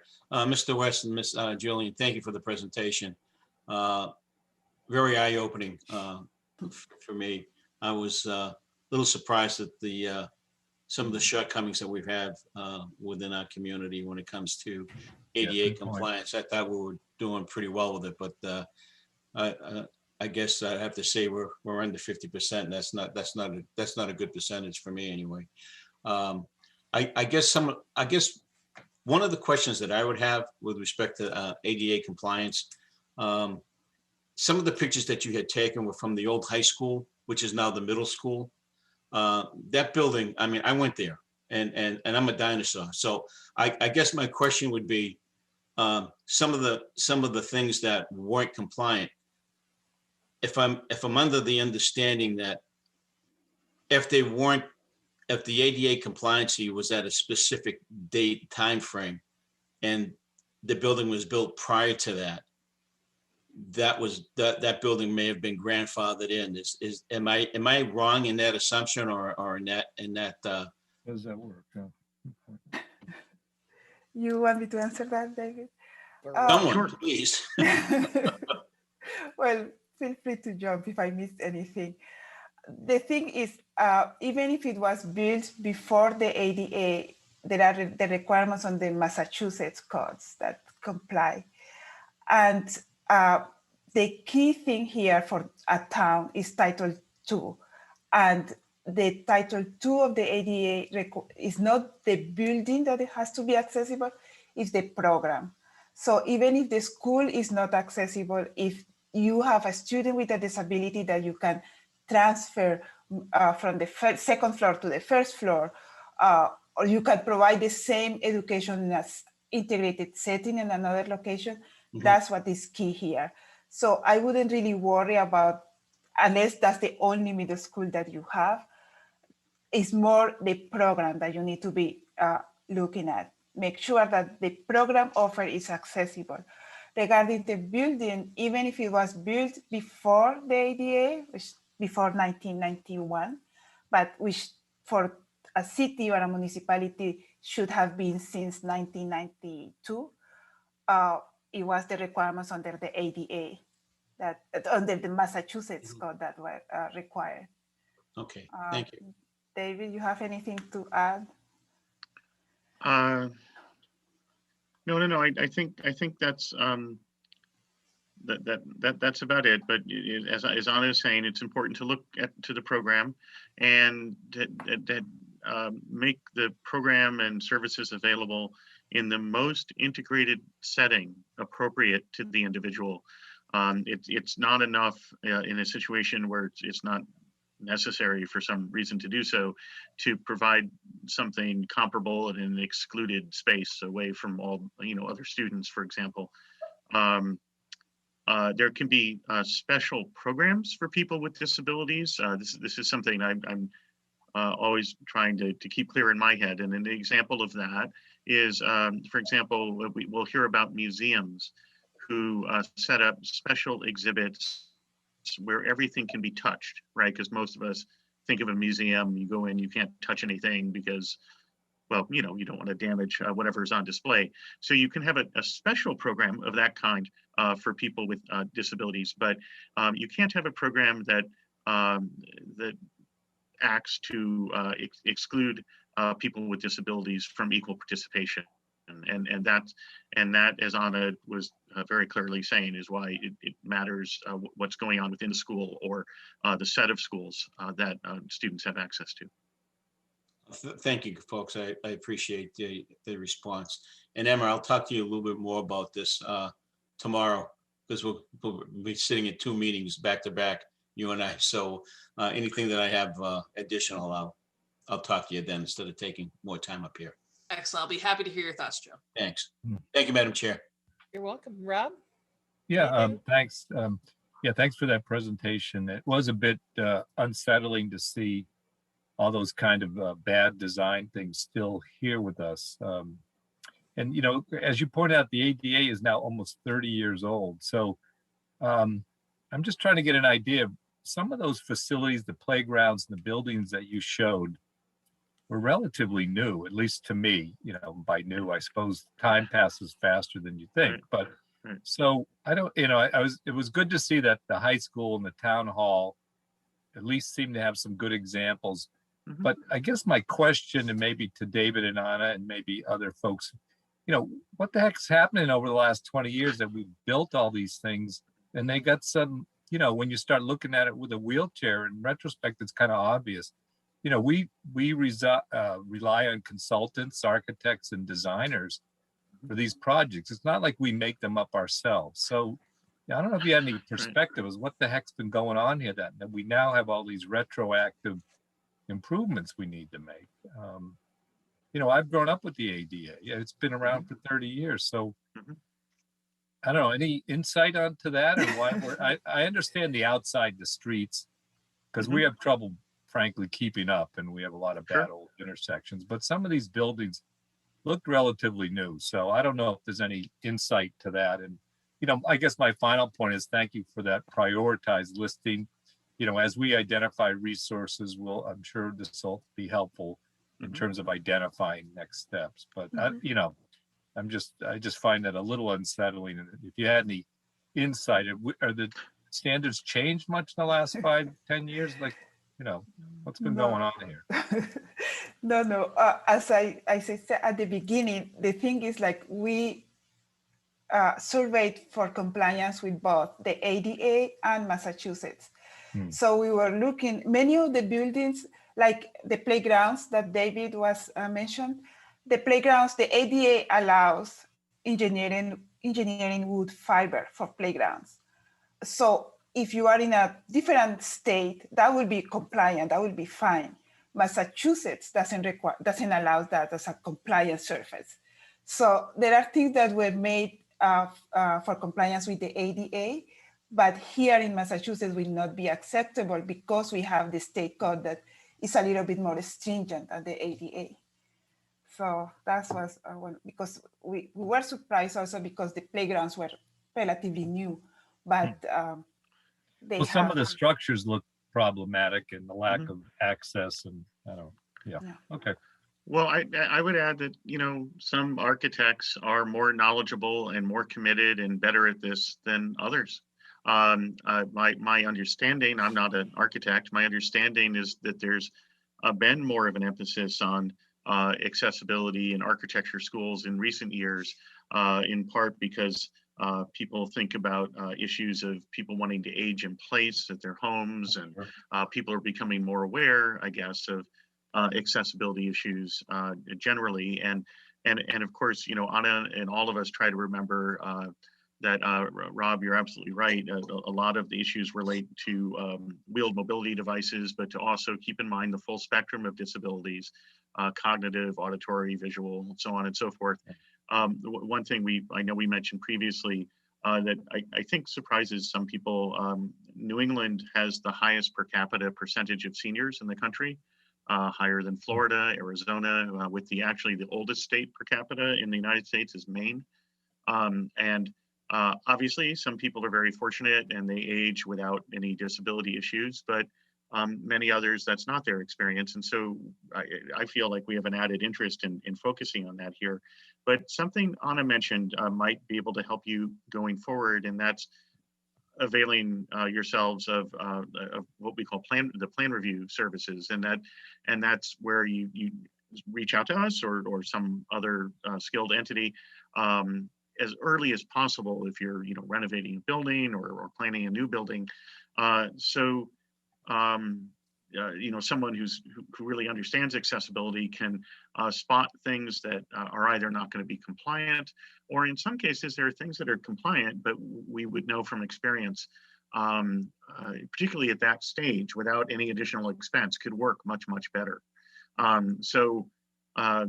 Again, I don't want to just spend the whole time plugging ourselves, but that would be something to think about as a way to try to avoid this in the future. And the last thing I would say is, yes, you have a bunch of things to do, but you've taken a really important step here, right? You've tried to identify a lot of the specific issues, and then I think by looking at those, you can see, you'll know that there's similar issues at places we didn't look at in Ashland.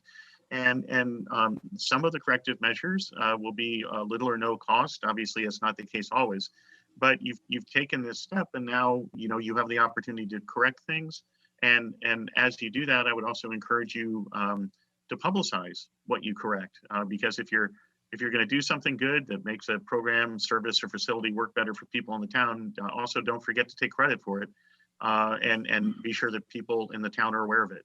So, I mean, you're right to be concerned about what hasn't been done, but you've taken a real key step here that unfortunately, many cities and towns across the country still haven't done. And now you're in a position to really make some progress. Steve? Yes, thank you, Yolanda. Again, Anna, David, and Emma, thank you for the presentation. I hear a lot of the commentary from my colleagues, and I'm particularly interested in kind of the streetscaping component that you reviewed as well. And you may or may not be aware of a number of projects that we have either ongoing or coming up that hopefully will offer the complete street ADA compliant components, and so that's my comment. Great. Mark, I'm not going to open it up to public participation. If you have specific questions, you can send them in later to Emma, and I'm sure she'd be willing to talk to you about them. This was a lot longer than we expected, so we're not going to open it up to public right now. Thank you. Anna and David, thank you so much for your presentation. It was very thorough. Some of the questions that I had, Brandy had already asked in regards to grants, and I guess my one question that was not specifically addressed, and if I don't get an answer now, Emma, we can do this later. Some of our buildings are older, and is there a time frame now that we've identified these issues that we need to have them done on? Or is it, okay, now that we've identified them, we can put them in our capital plan, and because of this prioritization, and we can fit them into our capital plan as we move forward? So I think our goal from here on out is progress. Okay. So we're looking to make headway on our transition plan every year, and what that looks like from year to year will be different. But the goal is progress, and we haven't started a clock ticking by completing this plan that, okay, in X number of years, we have to get this all done. Okay, so it's the kind of thing, and Michael, I'm going to come to you in just a second because I'm sure you can answer this, is, now that we have this list of things, we can put it in our capital plan and get an update on a yearly basis as to where we are, kind of stuff. Okay, Michael? Thank you for the very thorough presentation, and Emma, thanks for heading this up. Through this whole process, one thing I have not asked is, when was the last time we conducted this assessment? So in my research and preparation for this plan, I could not find evidence that a previous self-evaluation and transition plan had been completed. In the early 2000s, it looked like someone started looking into it, but I couldn't, I've never turned up a completed plan. Because it's always good to see like a plan, and then see, sometimes when you write it down, you look back 20 years later and said, oh, we accomplished this, we didn't accomplish that. But if we didn't have a plan beforehand, it's kind of moot. But yep, we do now. Okay, yeah. Madam Chair, just one point before we leave. Yep. What's the role of the school committee? A lot of this has been school facilities and prioritization. Are we still in charge of those facilities as well, or? No. The school committee oversees school buildings and schools. Yeah, so they'll have to be brought into this. It seems like. Right. This plan should be presented to them, let them know what has been found. I know our capital projects, it's, we make some of those decisions combined though, right, Michael? Yes. Right? Yeah. So that's a combined decision between school side and general government as to what's being done when in our capital plans. Okay. If there are no other questions from the board or from Michael, Jen, or Emma. Emma, thank you for bringing this to us. Anna and David, thank you so much for your time and for a very thorough presentation. I would say to the public, if you have any questions or comments, send them to Emma, and her email address is on the website. And can we get this plan, if it's not already on the website, make sure this, Yes, so if anyone would like to view the plan and send me comments, if you navigate to the planning department webpage, the ADA self-evaluation and transition plan has its own webpage, and my email's plastered all over it. So I'm happy to chat with anyone who'd like to discuss it. Wonderful. Thank you, Emma, and thank you again, David and Anna. Thank Welcome, you. folks. Great. Have a We're good night. gonna move on in our agenda. We have a consent agenda. We are going to accept the revised regular session minutes for February 17th. And then were they also revised on the March 3rd, Brandy, or just the 17th? Just the 17th. Okay. And our regular session minutes on March 3rd, accept the recommendation to reimburse Zen Family Dental for a sign and facade grant in the amount of $3,953.57. That is part of our facade grant program. Accept the town manager's appointment of Mina John as the new library director. Yay! Accept the resignation of David Foster from the Valentine Property Committee effective March 25th, 2021 with our gratitude and thanks. Accept $23,556.46 from the Massachusetts Health Officer Association to offset COVID expenses. If I can get a motion to accept that consent agenda as presented. I will with one request. Okay. Where is that funding going to be utilized for? What percentage is that for, salaries or for supplies or? For that's the the only COVID thing expenses? Okay, we Yes. can get that answered. Let's do the motion and then Okay. we can get that answered. If I can get a motion, So moved. I got a so moved and then a second. Second. Okay, so we'll say Steve made the motion and Joe made the second. Roll call vote, Kinsman, Aye. Vignani, Aye. Mitchell, Shear, Aye. and Greaves, aye. Michael, can you answer the question about the funds for the COVID expenses? Yeah, I don't have the full breakdown here because this was on the consent agenda, but I do know a majority of it will go towards salaries like nurses' salaries, things of that Okay. nature, and vaccine distribution. Okay, thank you. Okay.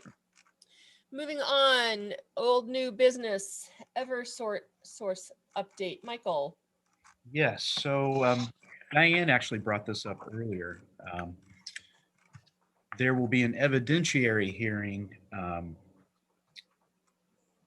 established by the EFSP for Eversource and the town to present evidence, and that's going to be on April 14th, 2021. It starts at 9:30, and the public will be invited to attend. This is a virtual hearing, I should say. So they will be using the Zoom platform, and information will be pretty soon, I would hope. And what's going to happen is that the link will be put in the file room where you can find all the docket information and on the department's website, and then will be emailed to the service list. They'll also record it for anybody who can't be there live, and it will be shown on YouTube. So the process that we've taken so far is that we have provided our initial questions to Eversource, which they will need to answer at some point. So that's what I have so far. Okay. In terms of an update from the last meeting. Great. Any questions or comments? Steve, go ahead.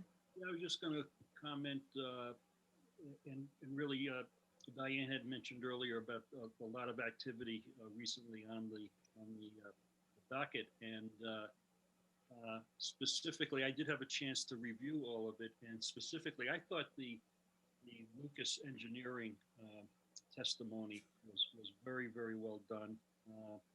And it's interesting to read the Eversource responses and testimony because they really haven't changed their stance a whole lot, or at all, really. It's just reiterating the same positions over and over again. So, hopefully the siting board will hold their feet to the fire here and make them, it appears that they're being asked very specific questions now. And the requirement is for very specific answers. So hopefully that will occur at this hearing.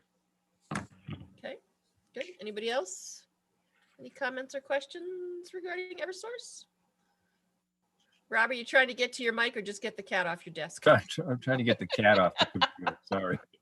That's But okay. it sounds like a lot of great stuff. I've got to review the website, and it seems like we're making an effective presentation. So I don't have too much to comment on at this point. Okay, Thank you. great. Thank you. Moving on, review the timeline for the annual town meeting warrant. We have something in our packet that we all need to go in and sign. For that, Michael, if you could take us through the timeline for that. Well, we're planning on, based on our previous guidance, we're planning on closing the warrant on May 19th. Okay, so that's a month before, or just about a month before. Yes, so we always leave that buffer in there, even though we're only required to have it a week before town meeting. We always try to include that buffer. One thing I think we do need to iron out is what time do we want to have this? So I think everybody knows now that on June 12th, we'll be having the farmer's market. And so I think originally we had thought about 10 a.m. to start town meeting, but I don't know if there is a desire to move it to, like, let's say 2 p.m. Steve, go ahead. Yeah, I was just going to, I think in the morning, to go to your point, it's not just the farmer's market. I think there's also potentially sports activities that are going to go on in the morning on June the 12th. So I would think, just speaking on behalf of the farmer's market, our business tails off roughly at noontime. So I would say noon or after would be would certainly accommodate, I think, both situations, the farmer's market and any sports activities. So that would I would be concerned starting it as late as 2, not knowing, how long we're going to be. Hopefully not too long, but I would think a 1 o'clock start might be better than a 2 o'clock start, just from what I'm thinking. And can we check to make sure that there aren't any sporting events scheduled for that specific day? Well, I would hope that we have the field blocked off already. We've done that. Yeah. Okay. So question regarding Plan B. If it's inclement, what happens? I'm sorry? If it's inclement weather, what happens? I think we're looking at things such as tents. Even if it's raining, or if it's not raining, the sun could be pretty hot at that point in time for some people, I think. So we'd be looking at some kind of shade or some kind of cover. Okay. Yeah, so I'm thinking 1 might be better. Okay. What about noon? As I think Steve was, I guess I'm torn between wanting to get it done. I think, and not waiting too late. And if we're avoiding the morning, it seems like noon might be a good time, but that's just my thoughts on it. Market business does start to fall off after noon, so I think any time. I prefer 1 o'clock. Okay. Yeah, I don't think it's a big difference. So. Yeah. Okay. So I think let's plan 1. Let's just double check, run that by the moderator and go from there. Yeah. Sounds good. So. Okay. All right. Okay. Anything else that we need to review regarding the timeline of town meeting? No. Okay. Discuss the possibility of a tri-board meeting on March 31st. So it's a 5-week month. So we don't have a meeting that 5th Wednesday. I know there's a lot of budget discussion going on. What are people feeling? I know Michael and Mr. Adams have had some conversation, but are we thinking it would be good for the 3 boards to sit together and discuss?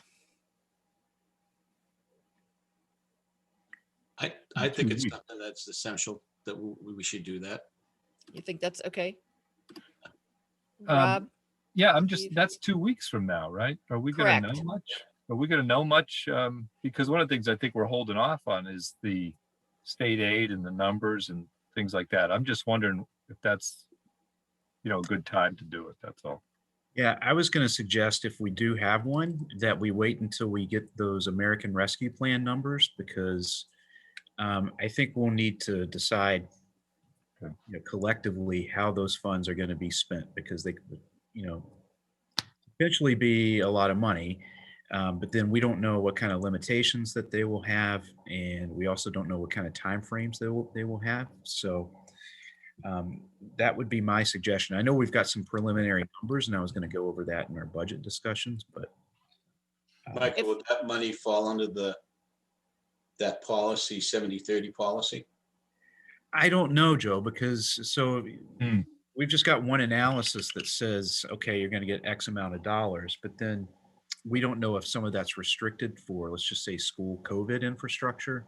Okay. Or something like that. So it's really hard to tell. I'm assuming there's going to be some discretion, or a significant amount of discretionary money that we'll have to make a decision on how we're going to utilize, but just don't know the amount yet. Okay. Right. And some of it might get split up, right? Because some of these funds are spread out. They're not necessarily all earmarked for this year. Right. Right. Yeah. I mean, it's, the American CARES Act, some of the funding goes out to 2024. Yes. So that would be my suggestion, is that we to FinCom, and because we're going to go over the budget a little bit tonight, and I think you'll see that it's going to be pretty manageable. We think it's going to be pretty manageable. Okay, so it's sounding like people don't think if we do it, that we do it right now, that we maybe wait until closer to, we have an actual number from what we think we're going to get from the American CARES Act. Okay. But as long as we have one at some point, that would. Right.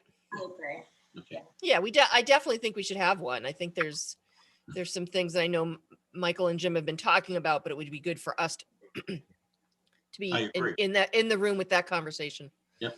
Okay, good. Discuss the date of the annual town meeting. I'm sorry, annual town election.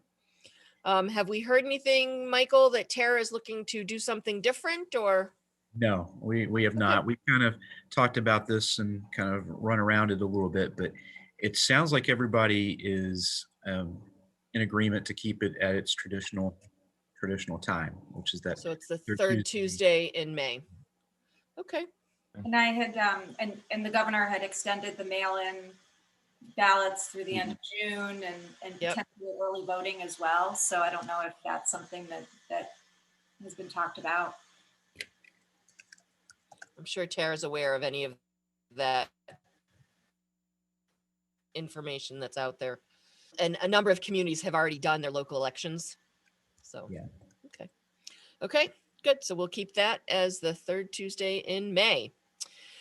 Next up, discuss the town manager and the town council evaluation process. It is that time of year where we should look at our town manager's evaluation and our town council review. I don't know. Yeah, I will say the governor has issued an order saying that we could extend that out. A few months if you want to. I don't think Joe found that funny. So, no. So as Yolanda said, this is the time where we do both evaluations. What I would suggest is that typically we like to do the town manager's evaluation before the election. So it's usually a 3-week process for both evaluations. So I would suggest we start at the beginning of April with the town manager's evaluation. And so I'll put the timeline together where I'll do the self-evaluation, get comments, review those, and then compile those. Again, that's usually no more than a 3-week process, and that should give us plenty of time before the May 5th select board meeting. And then I would suggest in May, we go through the town council evaluation process, which is very similar. Yeah. Actually a little bit slower, or shorter, I should say. Yep. Joe? I'm sorry, did you want to start that on April 1st? Yeah, April Fool's Day. Well, it was also my grandmother's birthday. So What a great way to celebrate. Right. Yeah, so just a reminder of what the process is. Michael does his self-evaluation. Each select board member then does their evaluation. You can go in and talk to Michael. You compile your evaluation, get it to me. I do a composite of the 5 reviews and sit with Michael on that. And then probably our first meeting in May, the goal will be to present the composite to the public of the review. We're still using the same form that we had last year? Yes. Yeah, we'll be using the same. Yeah, the same. I think it's, we cleaned it up a couple years ago and I think it works really well. So. Okay. And then and then in May, we'll do the town council process and we'll try to make it a little bit shorter. So, Okay. okay, good. That sound good for everybody? Good. Good. Okay. All right. Moving on, discuss the volunteer breakfast. After discussion at one of our other meetings, we have decided on Saturday, April 10th. It'll give us a time. What we've decided based with your input is that we are doing a Zoom volunteer breakfast. It'll be that 10th. Invitations with the Zoom link will go out once we have a head count. And we are creating some goodie bags for our volunteers. So we're going to need a little bit of help. Brandy and I have pulled together some stuff with Sue and a couple of other things. So we'll let you know, but we will be needing a little bit of help from fellow board members to finish putting stuff together and then doing the deliveries. So You got my email, right? yes. Yeah. Okay. Yeah, we're good. One thing I did want to ask is when we talked about this the last time, we had done on a budget of $1,000. And with some of the stuff that we're looking at to really make this fun for people, we are coming to the board to see if you would be willing to do a not to exceed 1,500. So add $500 to the budget. I'm seeing a head shake. Yeah, from I'll Steve. second that motion. I got a motion from Rob and a second from Joe and a head shake from Steve. So That's at least we can do for all the volunteers. in this. exactly. We'll just do a roll call vote to extent. So we're going to do a not to exceed of $1,500. Kinsman, Aye. Mignani, Aye. Mitchell, Aye. and Shear. Here, aye. And Greaves. Aye, that passes 5-0. Thank you all. And as I said, we will be reaching out for help as we pull these all together and then get to do deliveries. Yolanda, is it time for the virtual? Is it going to be 10 o'clock or? We had that?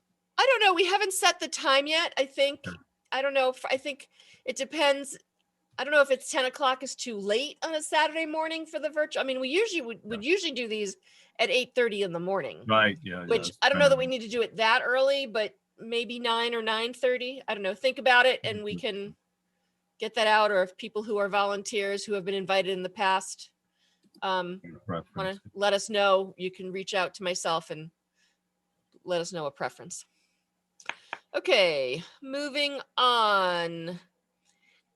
Set the date for the public hearing on permanent easement, eminent domain taking of Independence Lane. Michael? So this is related to the booster pump. Yes, that- thank you. That is going to be built to help alleviate the pressure issues on Independence Lane. So if you remember, as part of that town meeting, we had permission to do this friendly taking of an easement that was supported by the neighborhood. Because there is no official homeowners association yet, and that is something that they are working on, but we have to do send out a number of mailings to different homeowners. So we're looking at setting the date for the public hearing, which is required on April 21st at 7:15. Okay, so it's part of our selectmen meeting. Yes. Okay. We should be okay with 4, right? Because Brandy is away. Though, yeah, we won't make you call in. He's on Zoom. Come on. Still, Hey, yeah, we should be. That's fine. when I that's was fine. down visiting Mickey, I was there. So That's fine. So we'll get that out April 21st. Perfect. Thank you, Michael. You're welcome. Okay. Priority project update, Rail Transit District. So I don't have really any update on UGC. The Upper Charles Trail, they're continuing to meet with conservation and they're continuing to move things forward a little bit closer and closer to issuing requests for proposals and getting bids in and hopefully starting construction. So I know, Rob, I know you're excited to see this. Oh, yeah. Yeah, it is really exciting. And Jen's been very helpful in this process. I think the committee's meeting tomorrow to meet with Bill Paley and kind of try to finalize the design and the mitigation measures for the Concom work. So great, moving ahead. That's nice. Okay. Yeah, I do believe there was one bridge that has already been put out. Yeah. Actually came Oh, in. has it been out? Did it actually go out? Okay. Yeah, it's actually, the bids came in, right, Jen? Oh, yeah, I thought that we're doing it. Yeah, the first time, yeah, okay. What's the surface that this is going to be? It's gonna be asphalt, I believe, most of it. Oh. And then we had a long discussion about the bridge surface, believe it or not. I guess that got resolved. Not exactly clear, but Okay. yeah. Great. So it is right, Jen? It's pretty much all asphalt, which is, How does that work with the sustainability committee? I mean, we're trying to eliminate. that was a long discussion actually about pervious versus impervious surface. And actually, you know, it turned out that the Concom, I think, was kind of leaning towards impervious surfaces because of some other related issues, which. Okay. But yeah. Interesting. Yeah. Okay. Good. We announced at our last meeting that the dog park had gotten their Stanton grant for their design. So I know that'll be moving forward at some point. And we're hoping that the Y will soon be announcing their big push for their building, but we haven't heard yet. Yes, several of us were at the YMCA's event last Yep. week. Yep. Where we talk about this and talking about it moving forward. So yep. Looking forward to that. They're coming at some point. Yes. Yes. Okay, downtown. So downtown, Bill Paley and Giosio and Sons, which is the contractor. So we've been working on those itemized list of reductions and continuing to come to an agreement on that. And we're feeling pretty comfortable with it. We've started moving forward with the licensing process with the MBTA. So we have to get a license to go underneath the tracks. So we have started that process and started filling out that application and moving forward. And hopefully that will go a little quickly. When we have dealt with the MBTA's real estate team on other issues, it hasn't necessarily gone very quickly, but they've assured us that they're going to give this a priority. Okay. That's good. Michael, we had gotten an email about the funding for downtown. I forgot to check with you where we're at with responding. I don't. Did you not get it? Okay. I mean, I'll follow up with you tomorrow. Okay. Okay. Okay. Anything else on downtown? Nope. Okay. Public safety and Mendez. Well, you just have to drive by Union Street to see we're making progress on that. As much as I hate to see trees come down, it's nice to see work actually starting on the site. They've already cleared a lot. I think they'll be doing a lot of grubbing of stumps and everything. I think this period's going to be 2 weeks. We did have a public safety building committee meeting earlier this week and talked about a number of things, just from a process perspective. And then some things like what's the sign going to look like on the construction fence. We also discussed a groundbreaking ceremony and started the preliminary conversations about that. So I don't know if Joe or Steve or Jen, you want to add anything to it, but. You hit just about everything. The only thing I just want to say is that we came up with some thresholds when it came to change orders and things of that nature and who to contact and the first group to contact or the second group, depending upon the dollar value. And that was all worked out and discussed. And that those will reflect on the minutes of the meetings that'll be posted. Other than that, we're excited. We're ready for this thing to really start taking shape. Yeah. Great. Steve, anything? Stephen, your volume. We can't hear you, Steve. You got to turn your volume up. Can you hear me now? Yeah. Can it go up a little higher? That's the best I can do. There you go. You can hear, yeah. Okay, so basically, we did some cleanup work with some prior issues that we needed to do with some pre-qualifications and some review of interior finishes. So that was accomplished as well. And we're also involved in upgrading our website presentation as well. Right now, there's like 3 different pages that have different components of the public safety building project. We're going to collate and combine everything onto one page, along with minutes and agendas, so folks can go in and dig into it as much as they want to. We'll be getting monthly reports from our owners, managers, and so we'll be populating all of that on a regular basis. There was also, and Michael and Jen, you might want to mention the pre-construction meeting that occurred this week as well. I think that was, a very important component here. It was, I mean, certainly a lot of details and, getting into a lot of minutia, but it was important. Everybody getting on the same page. It was a pretty productive meeting. I think our building commissioner showed his expertise. Had a number of different opportunities to exhibit that during the meeting. So I'm glad we'll have him on board. But yeah, it's this is one of those projects where you're going to see there's probably going to be a lot of stuff happening in the background that you're not going to see. It's not necessarily that it's because it's trying to be hidden or non-transparent. It's just more, it's operational in nature. What sums it up? Yep. Good. The Mendez is moving forward as well.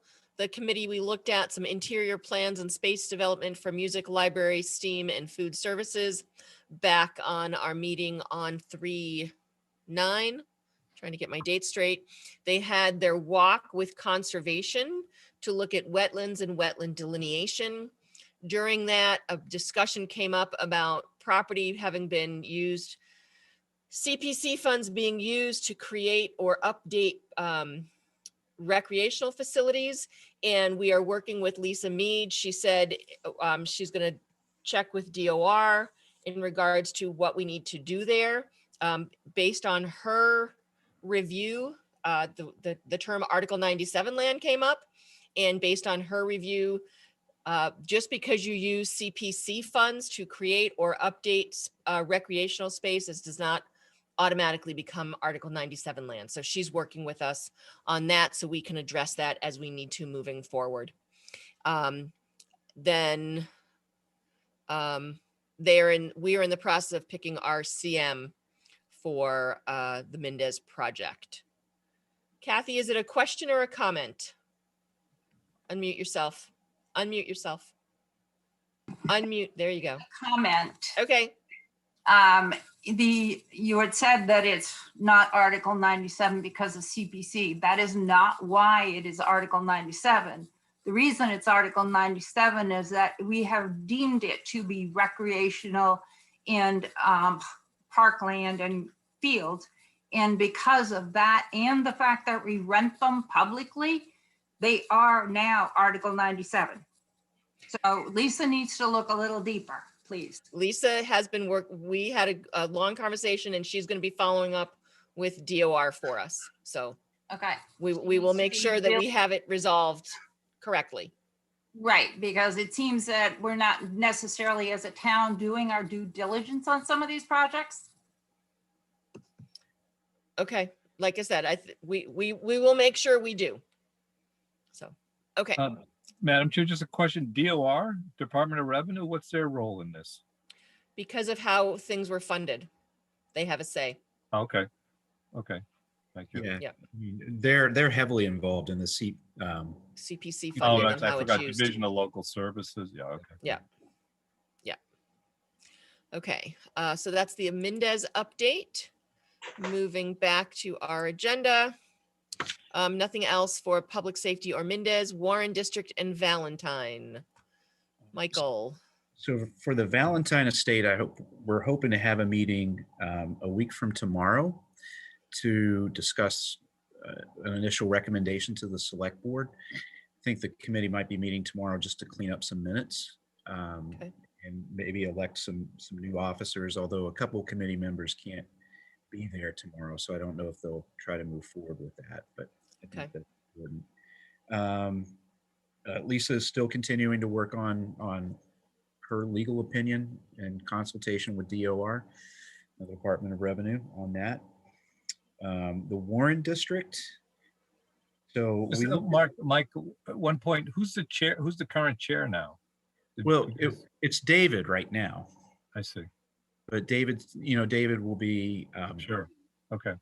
I guess the only cautionary I'd have is, with the, I mean, I guess you do need to appoint, someone needs to be chair. I would just be a little cautious about doing too much until we decide, about what's happening with the committee in terms of reorganization. That's all. I would agree. Yep. I would agree. With the Warren District, so with the barn, we've talked about the barn and the expense that it came in at, well over, well, not well over, but $800,000. So we've looked at different changes that we could potentially make to get that dollar threshold lower or dollar amount lower. It looks like we're gonna, in order to execute those changes, we will need to go back out to bid again. We can't just make the changes, which was music to Jen's ears, as you can imagine. But that's something that we will probably pursue just because it's a significant amount of money. So we potentially could save a significant amount of money as well. So what's interesting is I've been following a couple different things, and part of it is, Michael, as you said, you went to CPC to get funding to do the barn, and the question was, what are we going to do with the barn? Right? Once we rebuild it, we want to, the sense from the community is we want to rebuild it, but what are we going to do with it once we have this barn there? And then there's also discussion about what are we going to do at the Valentine estate, and and then what are we going to do with the fire department, with the downtown fire station and police building? And it seems like to me, and I'd love feedback from the rest of the board, that rather than having all these discussion in silos, a discussion about Valentine, a discussion about the Warren barn, a discussion about the downtown, the public safety, the fire station, maybe it's time to have a discussion with the community about what we want to do with all these things, because they can't all be the same thing. We can't have an art center at the Valentine property and then an art center downtown and then a barn for, or at the Valentine, it's an art center as well as a venue for events. And then we have the Warren barn as a venue for, it's like they're going to be competing things. And the other thing for a lot of these projects, people talk about, wouldn't it be great to have something like Hopkinton Center for the Arts? Hopkinton Center for the Arts got done because they had a lot of private investment that decided to want to put an art center there and spend money and donate. And there were, there's the Hopkinton Center for the Arts is a nonprofit that did a lot of funding, and a lot of fundraising. So I'm wondering if we need to have one discussion and include some of our other open spaces and other properties that we've said we want to do housing and stuff like that on, so that we have a better sense from the whole community what we want to do with all these properties. Well, Yolanda, if I might just mention, we actually had a meeting, I believe in 2018, about town properties. Now, town properties have changed since that point in time. Correct. It's a good idea to do it as well. But I also think that this is, a opportunity maybe, and I see Roberta is on the call here. I don't know what's going on with the open space and recreation plan. I think that's integral to this discussion as well. Yep. We understand that it's been, I'm not sure how many years. I'll let Roberta speak to that. I'm not going to speculate, but I think that would be integral to this discussion. Yep. Any other thoughts from board members? Sure. Rob? I think you're right here that then it would be good to at least, I'm just trying to think how it would work. So we've had the Valentine committee working for a while and wanting to keep going. So I wouldn't want to slow things down too much, but you do raise a good point with these facilities. you know, is there some way we should have kind of more of a master plan to guide people, or to have some kind of process that we're trying to decide what, you know, what should go where and what kind of property is most suitable for what potential use? Right. Yeah. I'm just not sure how to engage in that process or get started on it, but I Well, think it's a good idea. I have a couple of ideas, but I want to hear if people think that is the right approach to, rather than, I mean, and I applaud what the Valentine Committee has done. And I think there was some great discussion about what could happen there, but it was a discussion about what could happen there. And we're hearing some overlapping ideas of what could happen there versus what could happen at the, you know, the downtown fire station, or what could potentially happen at the Warren Barn. So, you know, I'd hate for us to say, okay, we're going to do this at the Valentine property, and then in 2 years we have the fire station, or a year, however long the public safety building takes, and we have a fire station, and now we're like, oh, well, we want to do what we thought there at the fire station now, you know, and you know, a lot of people have talked about an art center. Well, can Ashland even support an art center? You know, you got TCAN in Natick, you got, you know, so I don't want to go down into the holes of discussion about what we're going to do, but I want to understand if people think it's a good idea to have a discussion rather than just about one thing. Take the work the Valentine Committee has done, because they've done some research on different things, and tie that into other things. Brandy and then Joe. So I like the idea of a master plan. I think that Rob's point is great. I think that there's a risk, I think, in opening it up too broadly to be able to say to the public, and I want public input, but to say what, you know, to basically take a step back, to Steve's point that we did this 2 years ago about the town properties, is to say, well, what do you want here, and have it open-ended. I think we need to have some clarification on the Valentine estate, what's possible. I think we need to, you know, I think, you know, as a board, you know, we need to provide some guidance on some of these properties, what we think, you know, what our recommendations are. And then, you know, to that point, then we can present that for feedback from, you know, to the public. I think if we have a meeting and basically say to the public, you know, what do you want here? I think that, you know, we've already kind of been down that road. And I also think that kind of, it's not as productive as it could be. I guess my question to all of you is, do you agree, and maybe you're not seeing it, or I'm seeing something that's not there, is that there are these sort of siloed discussions happening?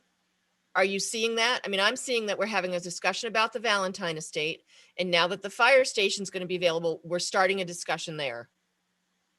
Right? Are you seeing that as well? Yeah, I certainly can see that that's a potential. I mean, it's been brought up. The Public Safety Building Committee themselves have brought up, now that we know the fire station is going to be free, what do we want to do there? You know, the discussion's been happening. Well, we talked, if I may, Madam Chair, Brandy, I'm not sure if you're completed with your thoughts about this. Are you good? Or Go ahead, Joe. Yeah, absolutely. Go ahead. Are you sure? I didn't want to interrupt you. I just, you know, I know that there probably is siloed discussions going on, but I think it's up to us as a board to have the holistic discussions during our meetings. So I think if there's some talk about what's going to happen to the fire station and the police station, that we bring that back to this board and start having that discussion here, and then, you know, add that to a master plan. That's my perspective. Okay. Joe and then Michael and then Steve. Thank you, Madam Chair. I'm a little confused because when we started these projects and about the discussions about purchasing the properties up at the Warren Conference Center and the Valentine property, we had public forums. And during these public forums, we asked the citizens what they thought would be beneficial at these sites. And a lot of discussion came and it was good discussion. There was a lot of, back and forth of ideas and suggestions. And as a result of those public forums that were had, the Valentine Committee was formed. And Dave Foster became an integral part of this whole process a few years ago when we started working on the Warren bond and what we were going to do with it and how we were going to do it. I love the idea of having a master plan, and maybe we put the cart before the horse. But the public has already spoken as to what they would like to see up there and up at the Warren Conference Center, in the bond area, because it had been discussed and it was brought up in a forum. Whether we can do it or not economically, that remains to be seen. And then the Valentine property. So there were many suggestions, many ideas about how to utilize that property and utilize it for the betterment of the community and for the residents to enjoy. And now, okay, all of that is going to be put in abeyance, and then we're going to start all over again. I'm just bringing this forward to the four of you, the five of us, right? If we feel we have the information, then we need to gather that information and get it out to the public. Okay, right? I thought we were doing that. I thought that's why we had some of these forms to begin with. I mean, I'm just asking the question, Joe. No, I'm hearing discussion, and if we have the information as to what we want to do with these different properties, we need to make sure it is clear, and then we do it. Michael, just a few more quick comments. Yep. We did have those discussions because, unfortunately, I wasn't able for the last couple of discussions. But when I came back, I sat in on one of these discussions, and it got a little heated. And Michael put me in my place because I was in a bad mood. And but people had already decided what they wanted to do. And then there was an issue of, Article 97 and all these other things that were coming into play. But that discussion was already had about what we want to do with that property. The same with the Warren bond. Now, like you said, we're talking about the potential use of the fire station. If somebody wants an arts center, you have three locations. You have the Warren bond, you have the Valentine property, and you have the potential fire station, downtown central fire station to utilize. Now, we've already taken three pieces of property that have come off the tax base. We were thinking about selling it, the fire station, selling it outright to another, not developer, but maybe a restaurant or something to utilize people to gather, to get more people to come into town, into the downtown area for another, a social area to have, okay? So all these discussions were had. A master plan, I'm all for a master plan, but we've had master plans that have been sitting on shelves that have been collecting dust for over 10 years and nothing's been done with them. So I don't want to waste townspeople's time or the committee's time into doing all this research and study and yet not utilize it in a positive way for the community. Okay. Okay, I mean, that's how I feel. Okay, and Michael? I'll let it be. Actually, if I can get a motion to go past 10 o'clock. So moved. In a second. Second. Thank you. All in favor, just raise your hand. Aye. Okay. Michael and then Steve. Yeah, I just wanted to make the point. I think we have to start aligning the discussion of what we want with what is actually feasible. Yep. Because that seems to be where things get locked up. We have wants as a community. We have wants for commercial use. We have wants for what do we want to do with these properties. But then you have to actually make it happen. You have to see what's actually feasible. And unfortunately, not just in Ashland, but in many communities, those don't always align. So you need to have those congruent conversations. And, I'm about as, ambitious or, set some pretty audacious goals, but, there is a factor of reality that comes in. Yeah. And, Yolanda, you made the great point about the Arts Center.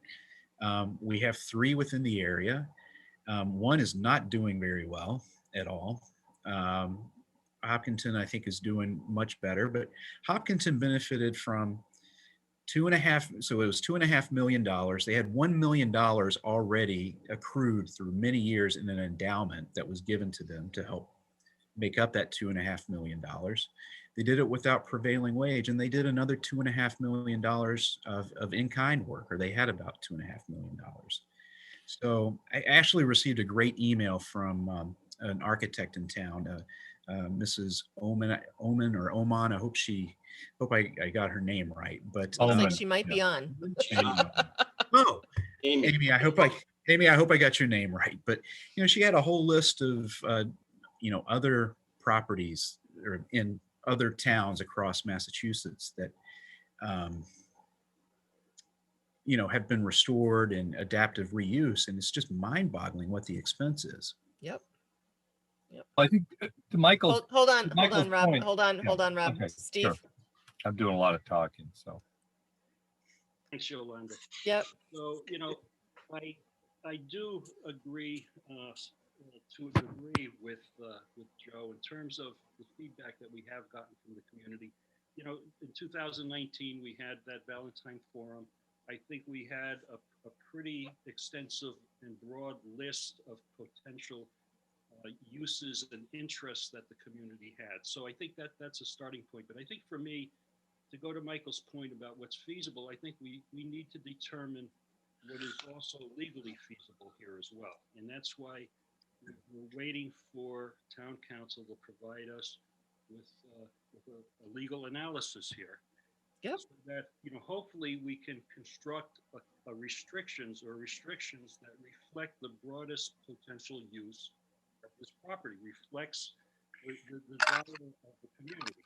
And so that's, to me, that is kind of the important sequence. And I think it's the more important thing for the board to get engaged in is actually constructing the conservation, or the restrictions required for the Valentine property. One of the things that we haven't done very well as a community is put restrictions on properties that we've bought and we've used DPC money for. And, Yep. To go to Kathy Van Lanker's comment about the potential at the Mendez School, is there a restriction there? No. There is a laundry list of properties that we have absolutely no restrictions on. We have done a poor job of applying restrictions if they're required. So my opinion, the first, after we receive a legal analysis, I would suggest we embrace as a board moving forward with creating a conservation or the restrictions required for the Valentine property. And I think as a board, we have to determine what is priority, right? What do we need to do first? And as we're moving projects forward. So, okay. And to your point, Steve, hold on, Rob, to your point, Steve, yeah, I know open space there, that plan has a couple of these properties. So once that's finalized and, or we can review it, that may help us. Rob, go ahead. Yeah, I was just going to say to Michael, and I guess Steve's points, that kind of discussion can be part of this process. Because I think, it's possible we could envision our own kind of fundraising, private fundraising for a facility. Maybe that should be part of the discussion. So I still think, Yolanda, you're on the right track in terms of trying to kind of rationalize what we're doing here. And maybe if we, and Brandy's idea of like us at least starting the structure and going to Joe's concerns, we should review the information that's already there as part of our analysis. I routinely tell people, start a friends group, right? Start a friends of the Warren district, start a friends of the Valentine, because we don't, as a town, we don't have all the funds we need to do everything we want to do. And, we've made some decisions about how we are going to spend our money. And we have other projects now where we have to determine how we're going to either pay for them or not do them or push them out. So I just wanted us to start this discussion Yeah. because, I think, you know, I think we should, yeah. let's at least pull the information together that we have on everything. Right. You know, so we had the forum in 2018, we had the warrant, we had the Valentine forum in 2019. You know, let's gather all this information and review it and present it and make sure we're still going in the right direction if we are.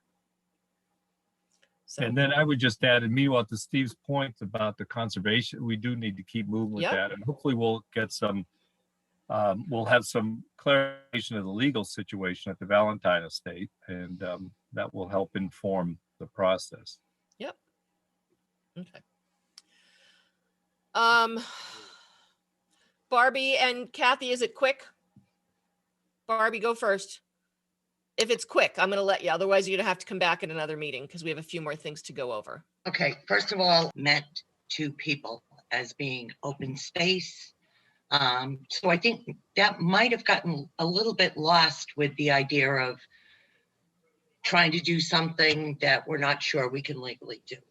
But I like what I've been hearing. You know, I think there's a lot more interest in trying to protect open land, open space, and decide where people want, you know, where the best places to do these things. So that's it. Okay, thank you, Barbie. Kathy? Yep, it's very quick. Two things. One, on the Warren Barn, it may not be possible to use CPA funds to do that. I am checking that because it's really a reconstruction of it and rebuilding from scratch. So that's being checked. The other thing is that on the Valentine, you know, I think it's very important that the conservation and historical restrictions get done first. You need to put the horse before the cart so that you know what you can do there. Whether it's Article 97 or not, the conservation restrictions and whoever takes those restrictions is somewhat going to guide what we can do there. So we need to get going on that. Okay, thank you. Robin?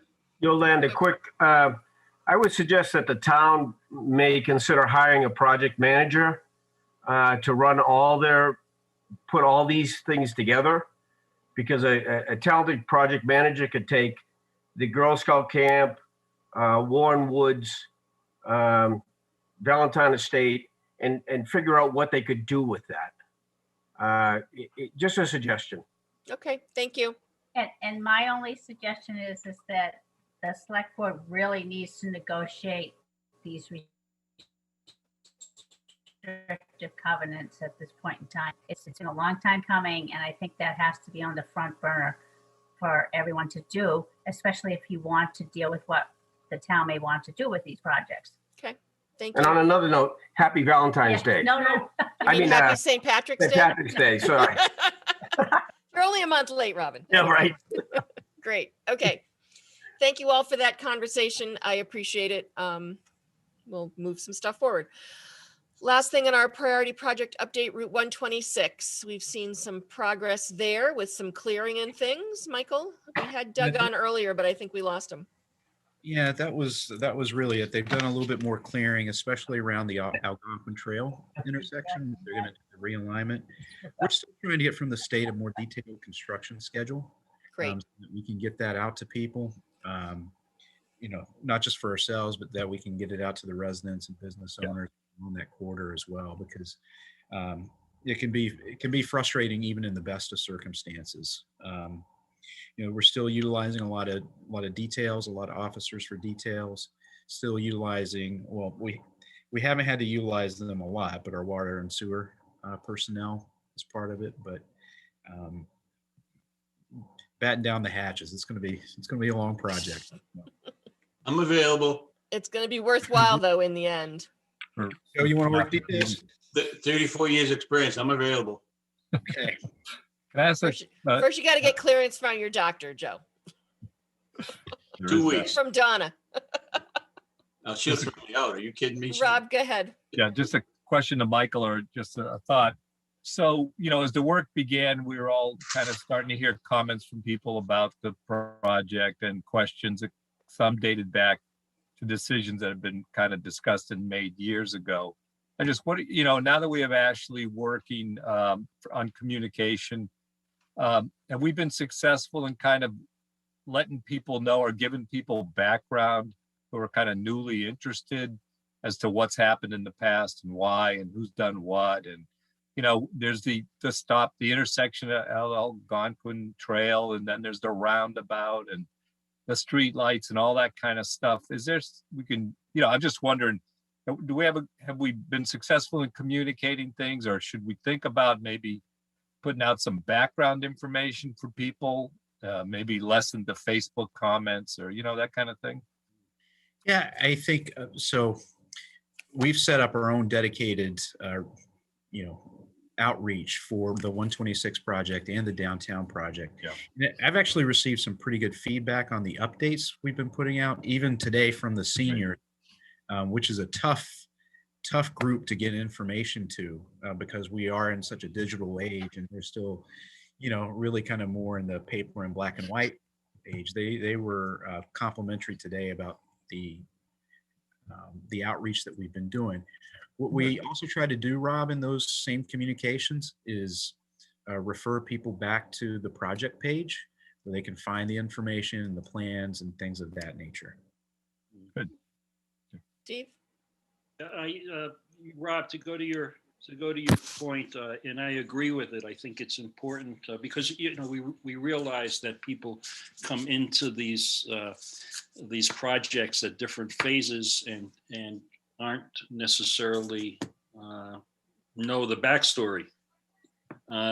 So I think it's important that there should be a space, and I think that's the point about mentioning the public safety building and collating all of the information on one page, so somebody can go back to the 2008 feasibility study if they choose to do that, or all of the other documents that come up. So I think there should be some means of going to one place to get all that information if you choose to do so. Okay, good. If there's nothing else, we'll head into town manager's report, COVID updates and vaccinations. Yeah, so just to give, we've really kind of moved into the vaccination phase almost fully and devoting efforts towards that and getting information out about that, in addition to testing. Right now, 22% of all of our residents have had at least one shot.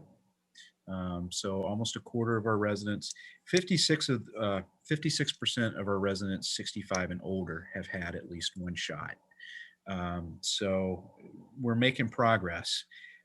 We were really, really excited to learn that through the efforts of the Ashland Housing Authority and Ed and our health department, we were able to get 100 doses of vaccine dedicated to people at Park Road, some of our residents at Park Road, as well as some of the other seniors. They held that clinic recently with our firefighters or paramedics administering the vaccine, and it was just a really great success story. So glad to see that partnership, between, the Housing Authority and the town of Ashland really kind of generates something good. And then we, as Steve mentioned earlier, we're hoping that we're going to have a regional clinic with a number of towns, number of neighboring towns. And we'll have more information about that shortly. Okay. Anything else on that? If not, we'll head into budget discussion. Okay. So I did wait and provide about as much detailed information as I could to the board. So I've provided both or the general fund overview as well as all the enterprise funds. I just want to go over a couple of things. First of all,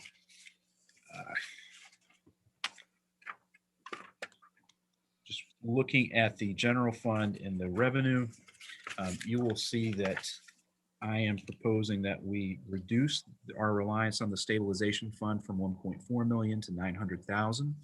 I do think it's very, very important that we start weaning ourselves off of that and not get into a cycle where we're continuing to use that to balance our budget. That being said, we also end up with we can balance our budget by reducing the amount of the appropriations in the general government and the school department. Right now, we're still waiting on some key pieces of information. Number one, the Keefe Tech budget. Hopefully that comes in lower than what we're anticipating. I have heard that it will. I think to what degree, we're not exactly sure of yet. And then also look at what the changes in the GIC are in terms of rate changes, and we'll be able to factor that into our analysis. And hopefully it's lower, and that would lead to a lower deficit. Right now, Superintendent Adams and the school committee, I believe the school committee voted at their last meeting on a budget of $36,130,000. And right now we have budgeted $35,664,000. So we have about a $465,000 difference there. Again, we'll wait to see how the health insurance and the Keefe Tech budget play out and see what's left after those two figures come in. And then also we should get more, general state aid information as well, fidelity on that. So before I move on to the enterprise funds, I will just reference a little bit some of these American Rescue Plan allocations. Can I ask a quick question, Michael, on the, your draft budget right now and the exemptions, the VBS and elderly exemption decrease, is that the monies that we get through the Mass Council on Aging for, per senior? Is that related to that? No, it's basically reimbursement for a partial reimbursement for some of the exemptions that we provide. So just getting back before I go into the enterprise funds, the MMA has provided an initial analysis of the American Rescue Plan funds and what it looks like each city and town will get. It's a pretty complicated formula because there's going to be funds directly allocated to communities. And then there's going to be funding allocated to counties. Just so everybody knows, most states in the United States, they really have effective county governments where we kind of have a hybrid where some of our counties are defunct and really just operate as part, retirement systems and sheriff's offices. But some counties are still functioning and have functioning governments. So it looks like what's going to happen, or what MMA is predicting, is that those that do not have a functional county government, the money that goes to those counties are going to be allocated to the communities within those counties and apportioned on a per capita basis. So having said that, what the initial figures are for Ashland is about $5.2 million, which is pretty significant, certainly a lot more than what I expected. They'll be provided in two blocks, 2021 and 2022, and will be available for use through 2024. So I think we should probably have, I'll just call it a long-term plan for that. The funds right now, they can be used to replace revenue lost or reduced as a result of the pandemic, fund COVID-related costs, to provide support to households and businesses, invest in economic recovery and renewal, and fund investments in water, sewer, and broadband infrastructure. So as we get a little bit more information as the final bill is completed and more information becomes available, we'll be able to refine that and refine what those numbers are and what they mean for us. But it's more than what I had anticipated. Well, we'll see when it actually comes through. So Michael, can I ask a question about it? So I know there's a lot we don't know, but we're thinking about, so for example,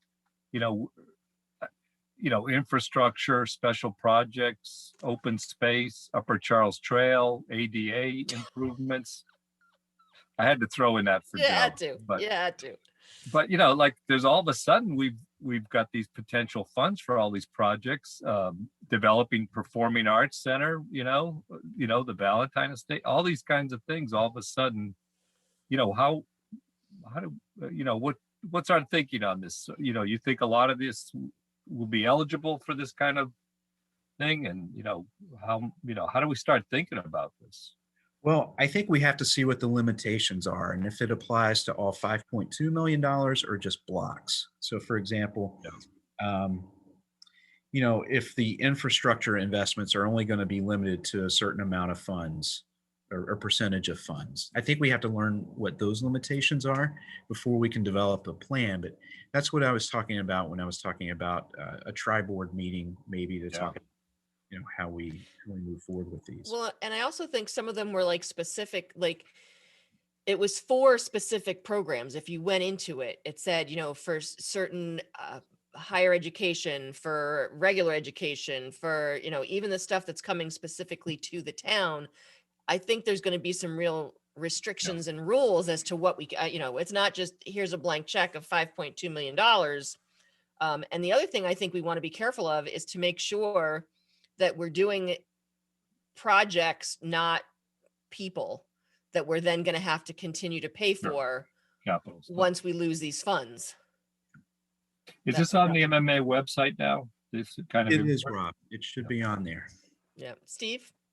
Michael, do you know if there's any other additional monies that the state may have available for, specifically for infrastructure?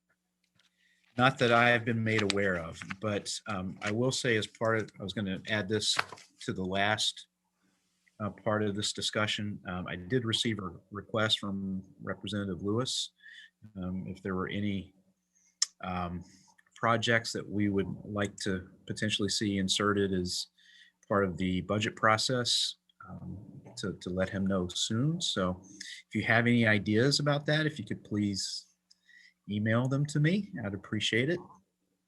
So we can get those to him before he has his budget meeting. So, okay.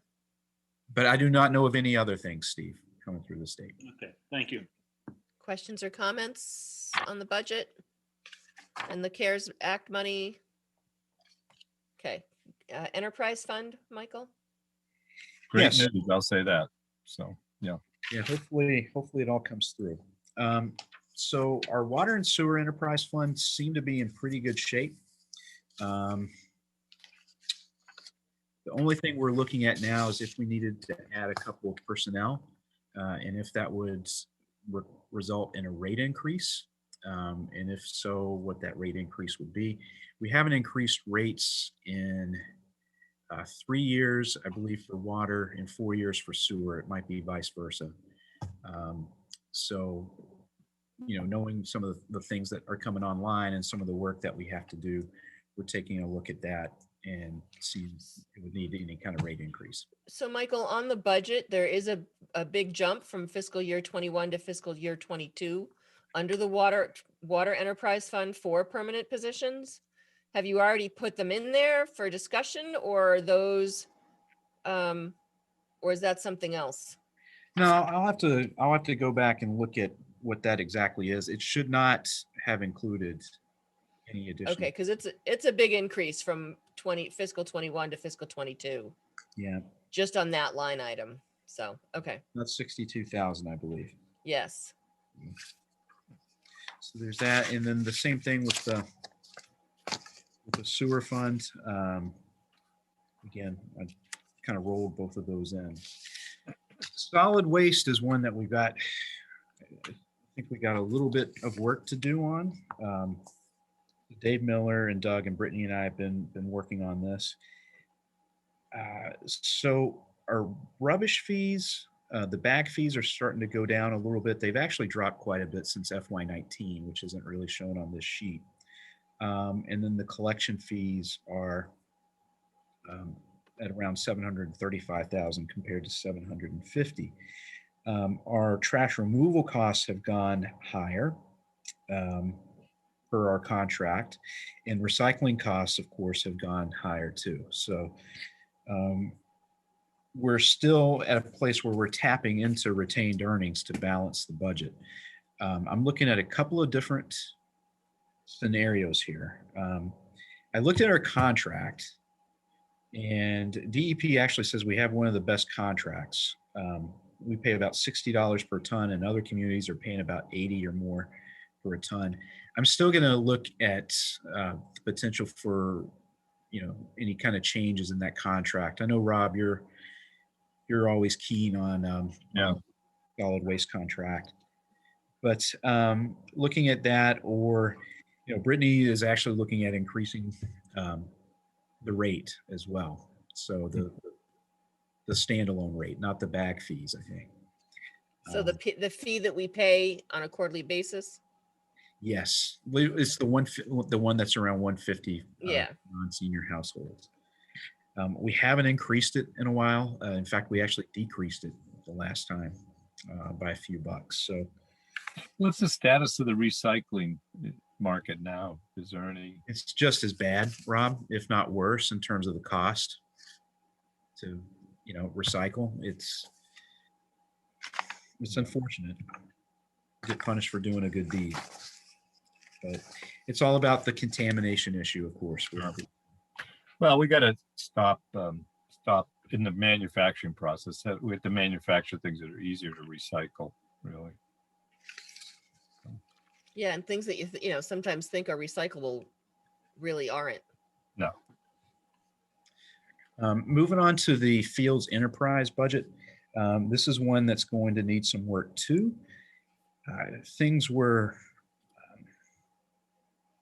I don't want to say difficult, but they were manageable before we hit the pandemic. But obviously the pandemic has hurt some of our rental fees. And actually we found out today, or actually earlier this week, that we've lost about $20,000 more in rental fees because of a couple of big tournaments that usually occur here have canceled because of COVID. So we actually had to transfer from retained earnings, or we're actually looking at transferring from retained earnings in FY22 to balance the budget. And this doesn't include capital costs as well.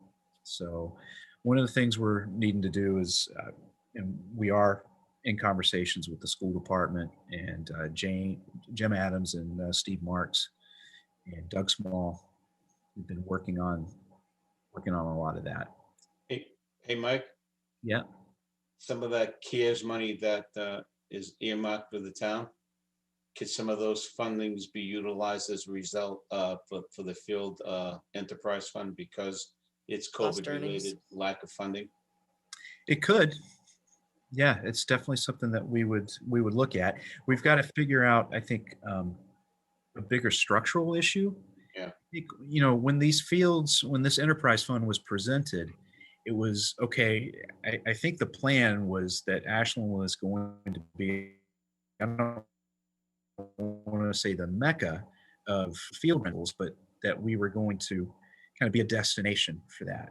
And unfortunately, we didn't take into account that other communities would be building their own fields, and some that are in more strategic locations like Marlboro would then end up getting all of the revenue. So it's certainly something that we'll have to figure out, and we can manage. We just have to be creative.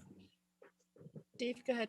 Just a quick question, Michael, about related to this, because we're bumping up to what was presented as the lifespan of these fields, right? Which is roughly 10 years.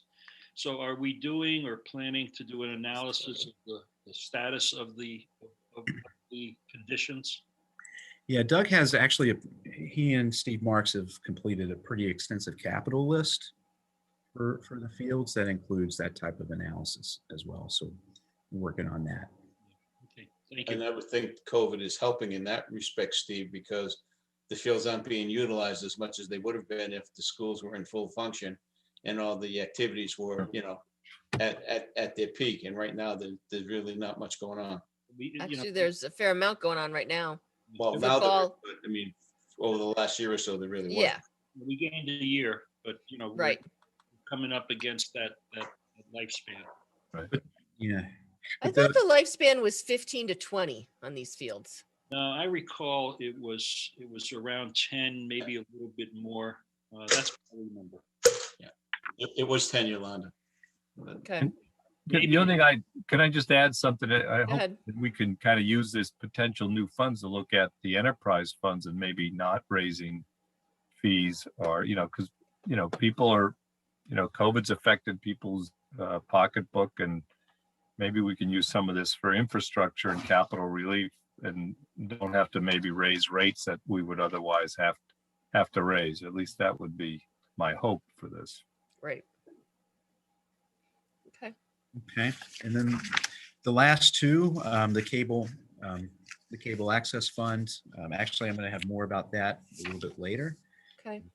which is an enterprise fund, and then stormwater. Later this meeting? I'm hoping there's Later not this meeting, more yeah. later. And the stormwater enterprise fund, I know the committee was reviewing rates, and not necessarily sure where they stand on that, but otherwise there are really no concerns with that budget. So this is just a high level overview. I don't see anything that's not manageable, especially if we get an influx of revenue coming in. I think it's just going to be, we're going to have to come up with a prudent plan on how to use that revenue, and it can't just be like this year focused. I think it's got to at least look through 2024, right? Yes, definitely. Okay. It's always exciting to talk about budgets. Always exciting, but you got to do it. It's the backbone of how we get to do stuff. Yes. Okay, nothing else on the agenda there except for board reports.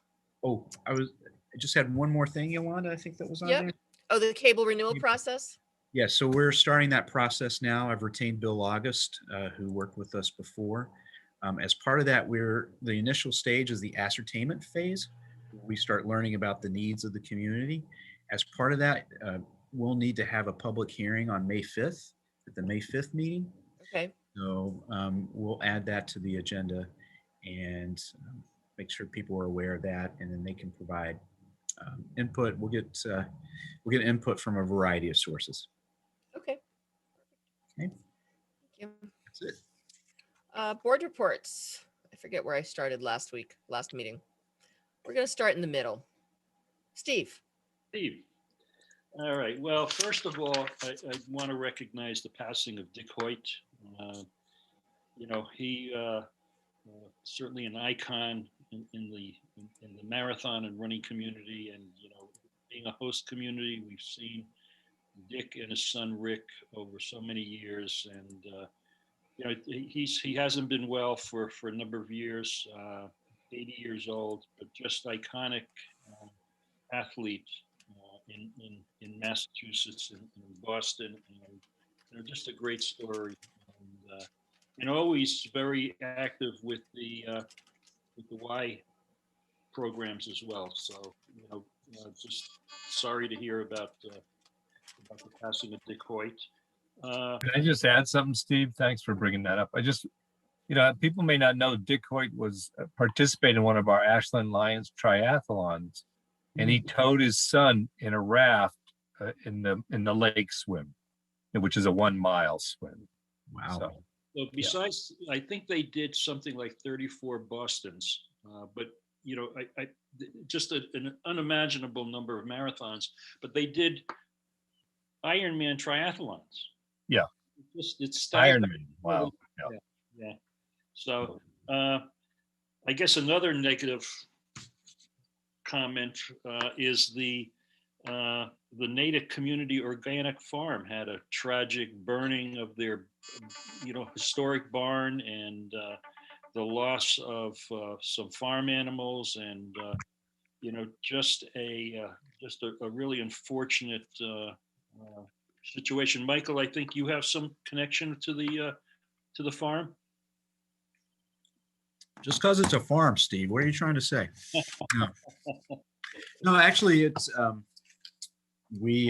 one of our Valentine Committee members probably has more of a connection. And I just want to acknowledge him, Scott LaBelle. He was on the board there for a while, so he's been devastated. But it was always a place where we took our family, took Nora to different events. They would always have like fall fairs and stuff. Yeah. They were always part of our Leadership Metro West program.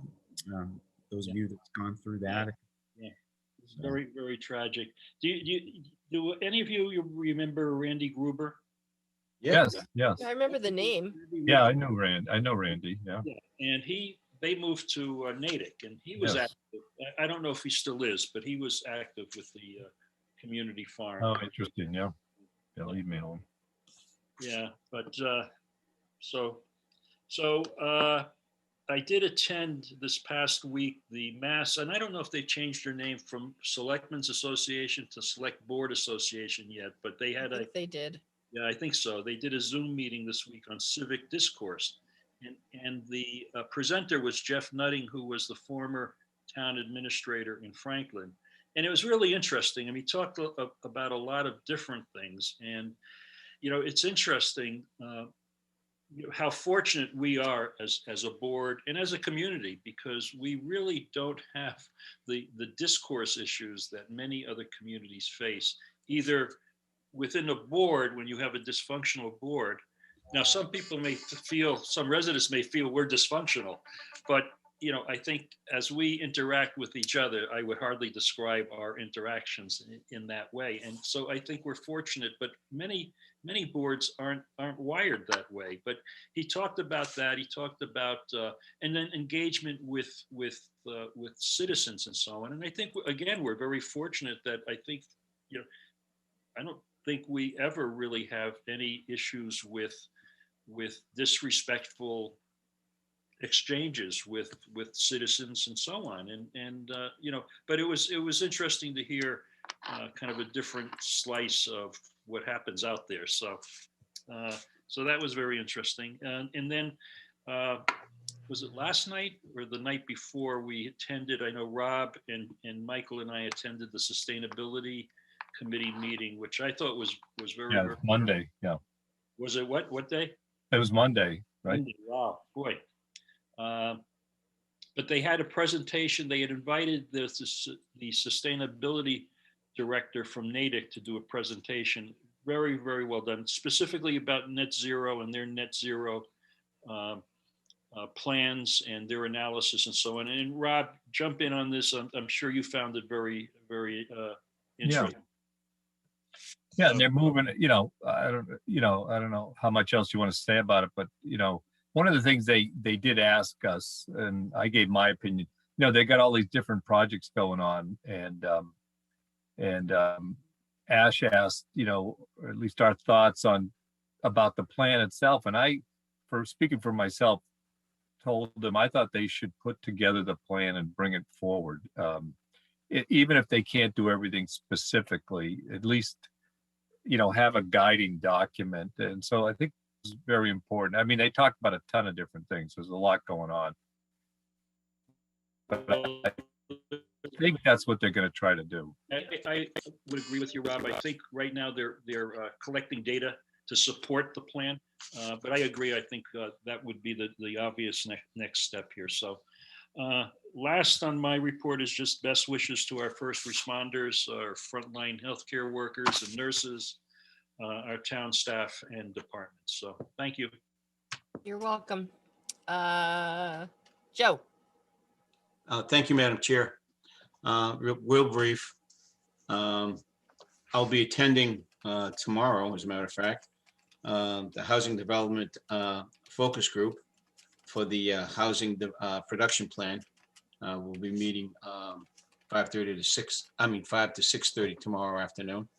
And the Affordable Housing Trust will be meeting before that to go over different concerns that we have.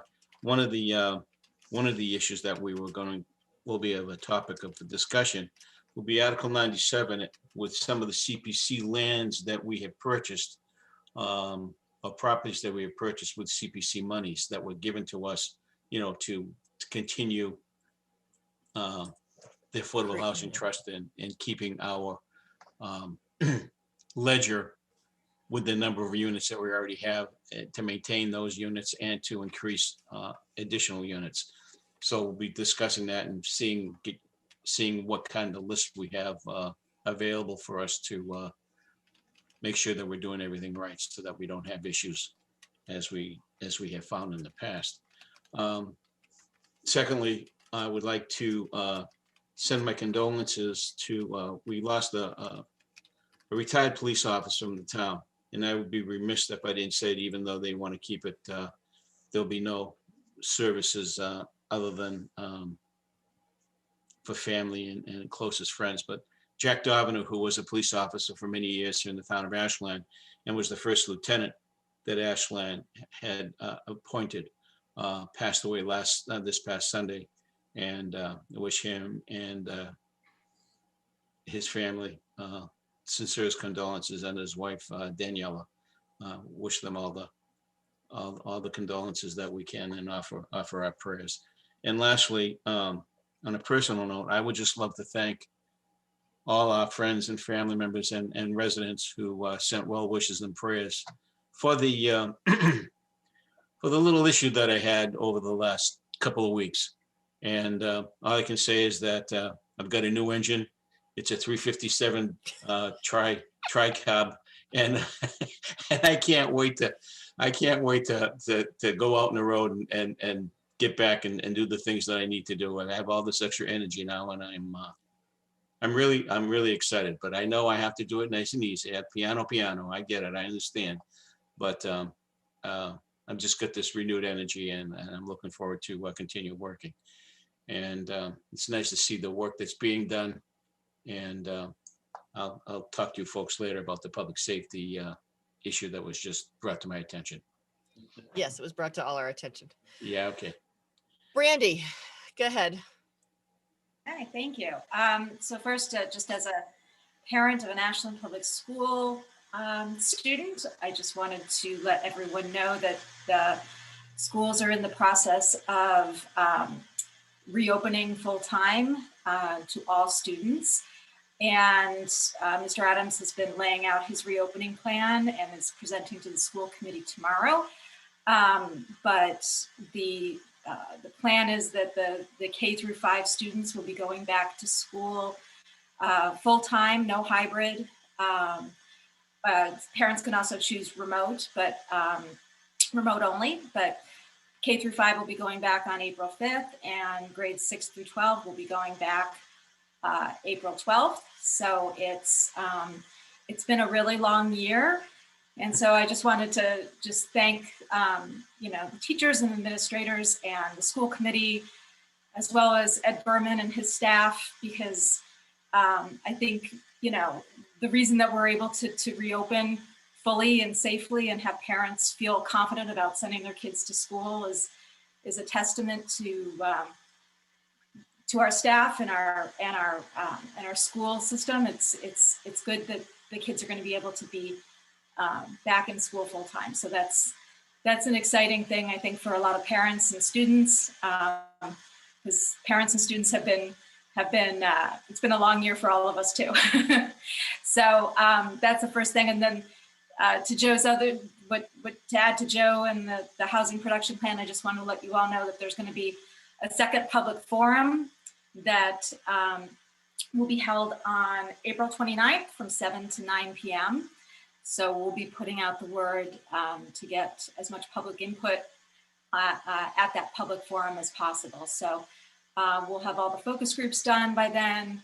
And we'll also be, basically in the final stages of hopefully pulling together this housing production plan to present to you all at our second meeting in May. So that is all I have for tonight. So thank you. Nice. Good to hear. Thank you. Rob. Yes. We all got the email from the MBTA advisory board. I don't know if you had a chance to read it. It's just reporting briefly on that. It was mostly about legislative endorsements, which we did last week. One is the same one we already talked about the governing board. It's basically the same language as the governor's budget. And then the other things we did vote was to expand the commuter benefit to more easily work with commuter rail and occasional use of commuter rail. So, and including bike related expenses, so could be deductible under this plan. So I had voted for that. It seems reasonable. And then the other one was almost kind of a housekeeping.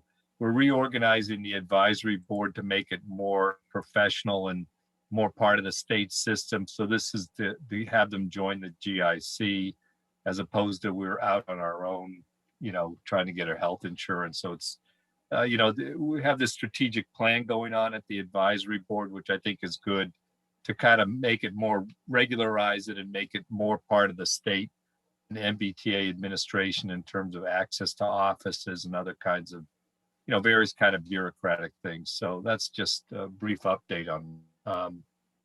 And the other thing is, as Steve said, went to the sustainability committee, and one thought that Frank had, because they're talking all about what you do in your facilities, and I think he mentioned having electronic vehicles charging station at the commuter rail station, and I misheard him and thought he was talking about solar canopies there. So I said that's a great idea. And then I realized that it's a great location for both a solar canopy and an electric vehicle charging stations. And the idea was approaching the T and maybe Keolis about it. But then I also remembered that we have a lot of interest, or had a lot of interest ourselves in that station. So I just kind of wanted to bring that up here, and maybe we can put it on the agenda for next meeting. I think it's well for two reasons. One, I think in general for climate change fighting issues that we should look at that commuter rail station and how it's operating, especially for a solar canopy or electric vehicle charging, plus why they're running lights all night, I don't know. But so those issues, which I'd be happy to bring up to the T or Keolis or wherever, but you know, we at one point were very interested in that station and perhaps owning it, although I don't know if we want to do that now, given the parking revenues. But I think it's worth maybe putting on the agenda, hopefully for next meeting, just for discussion of how and why to approach. And if we want, so if there really is going to be a solar canopy there, is that something we're interested in doing ourselves, or just urging the T to do? And the other thing that occurred to me in this whole thing, they could well be thinking about who knows what, but we haven't been talking to them lately. So who knows, you know, they could be building a solar canopy there next month and they could well have not told us about it. So Rob, I know there was discussion, I think Steve sort of spearheaded this with Ed Carr, because oh, that's right. They took over the Framingham station and they oversaw all the improvements that happened there. And there was discussion a number of years ago, and I don't know where it stands. And Steve, you could probably update us better in, at some point, would Ed Carr and the Regional Transit Authority be interested in taking over that train station? I don't know. Yeah, I'm sure with COVID things are different. Yeah, right. We went to the State House twice. We met with representatives of the T, exactly, yeah, Department of Transportation, so on.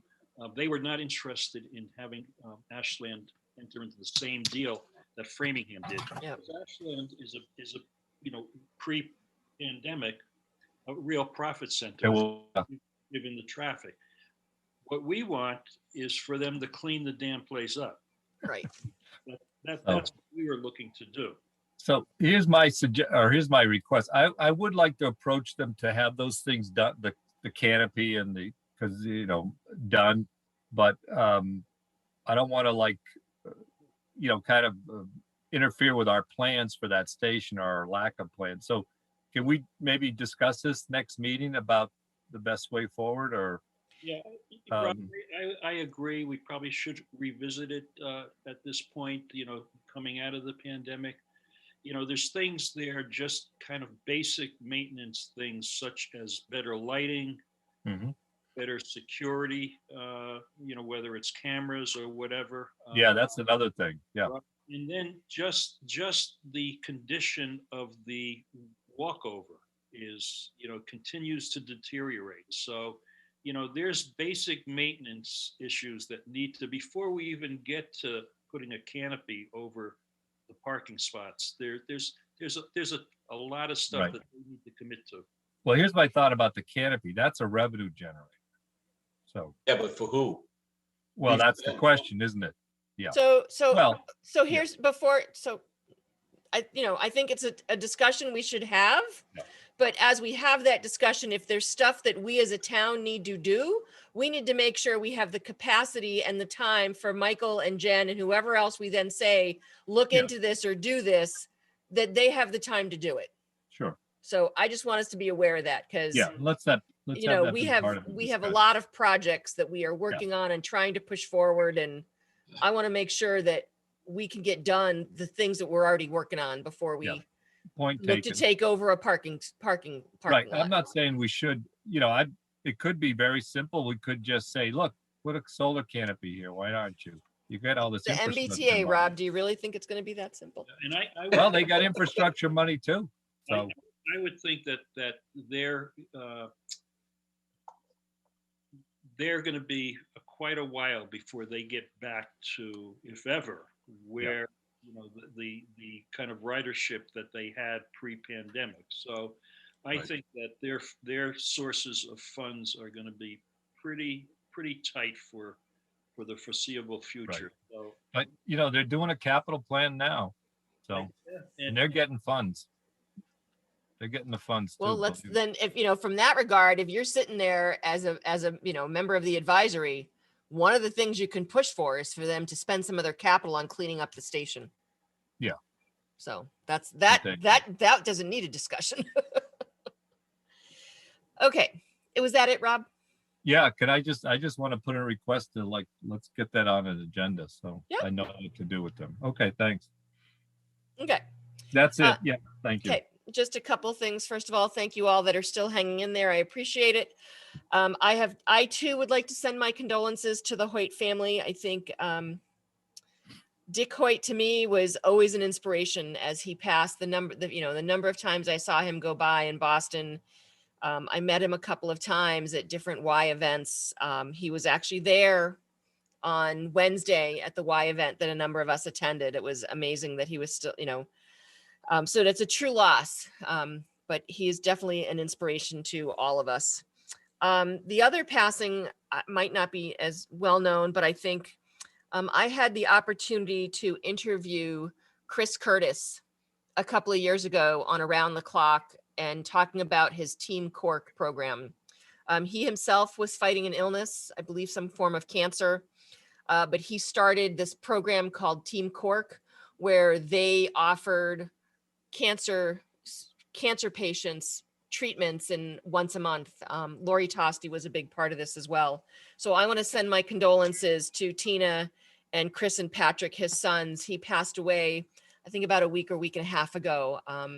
Very quietly, it was not made known, but so my condolences to Team Cork, all the members of that team, as well as to the Curtis family and their friends. I think we are, it's a true loss with Chris Corky Curtis passing. Then one just update rain barrel program. If you are interested in a rain barrel, they are available through our DPW program. So you can reach out to them. And that's all we have. We have our next meeting on April 7th. So we will see you then, if not before, at another event. It's been a long night. She's like, why are you still down here? If I can get a motion to adjourn, please. So moved. I got a so moved. Second. And a second. Thank you all. We'll do a roll call vote out. Kinsman. Aye. Mignani. Aye, happy St. Patrick's Day, everyone. St. Patrick's Day. Mitchell. Aye. Shear. Aye. And Greaves. Aye. Thank you, Michael and Jen, for your work on this. Thank you, WACA-TV, for getting us out there live and via cable. To everyone, get your vaccine when you can. Stay safe and wear a mask. Even once you're vaccinated, we need to do this cautiously so we don't go back into a large surge. Thank you all for watching. Have a great rest of your night and have a great weekend. Happy St. Patrick's Day. Thank you.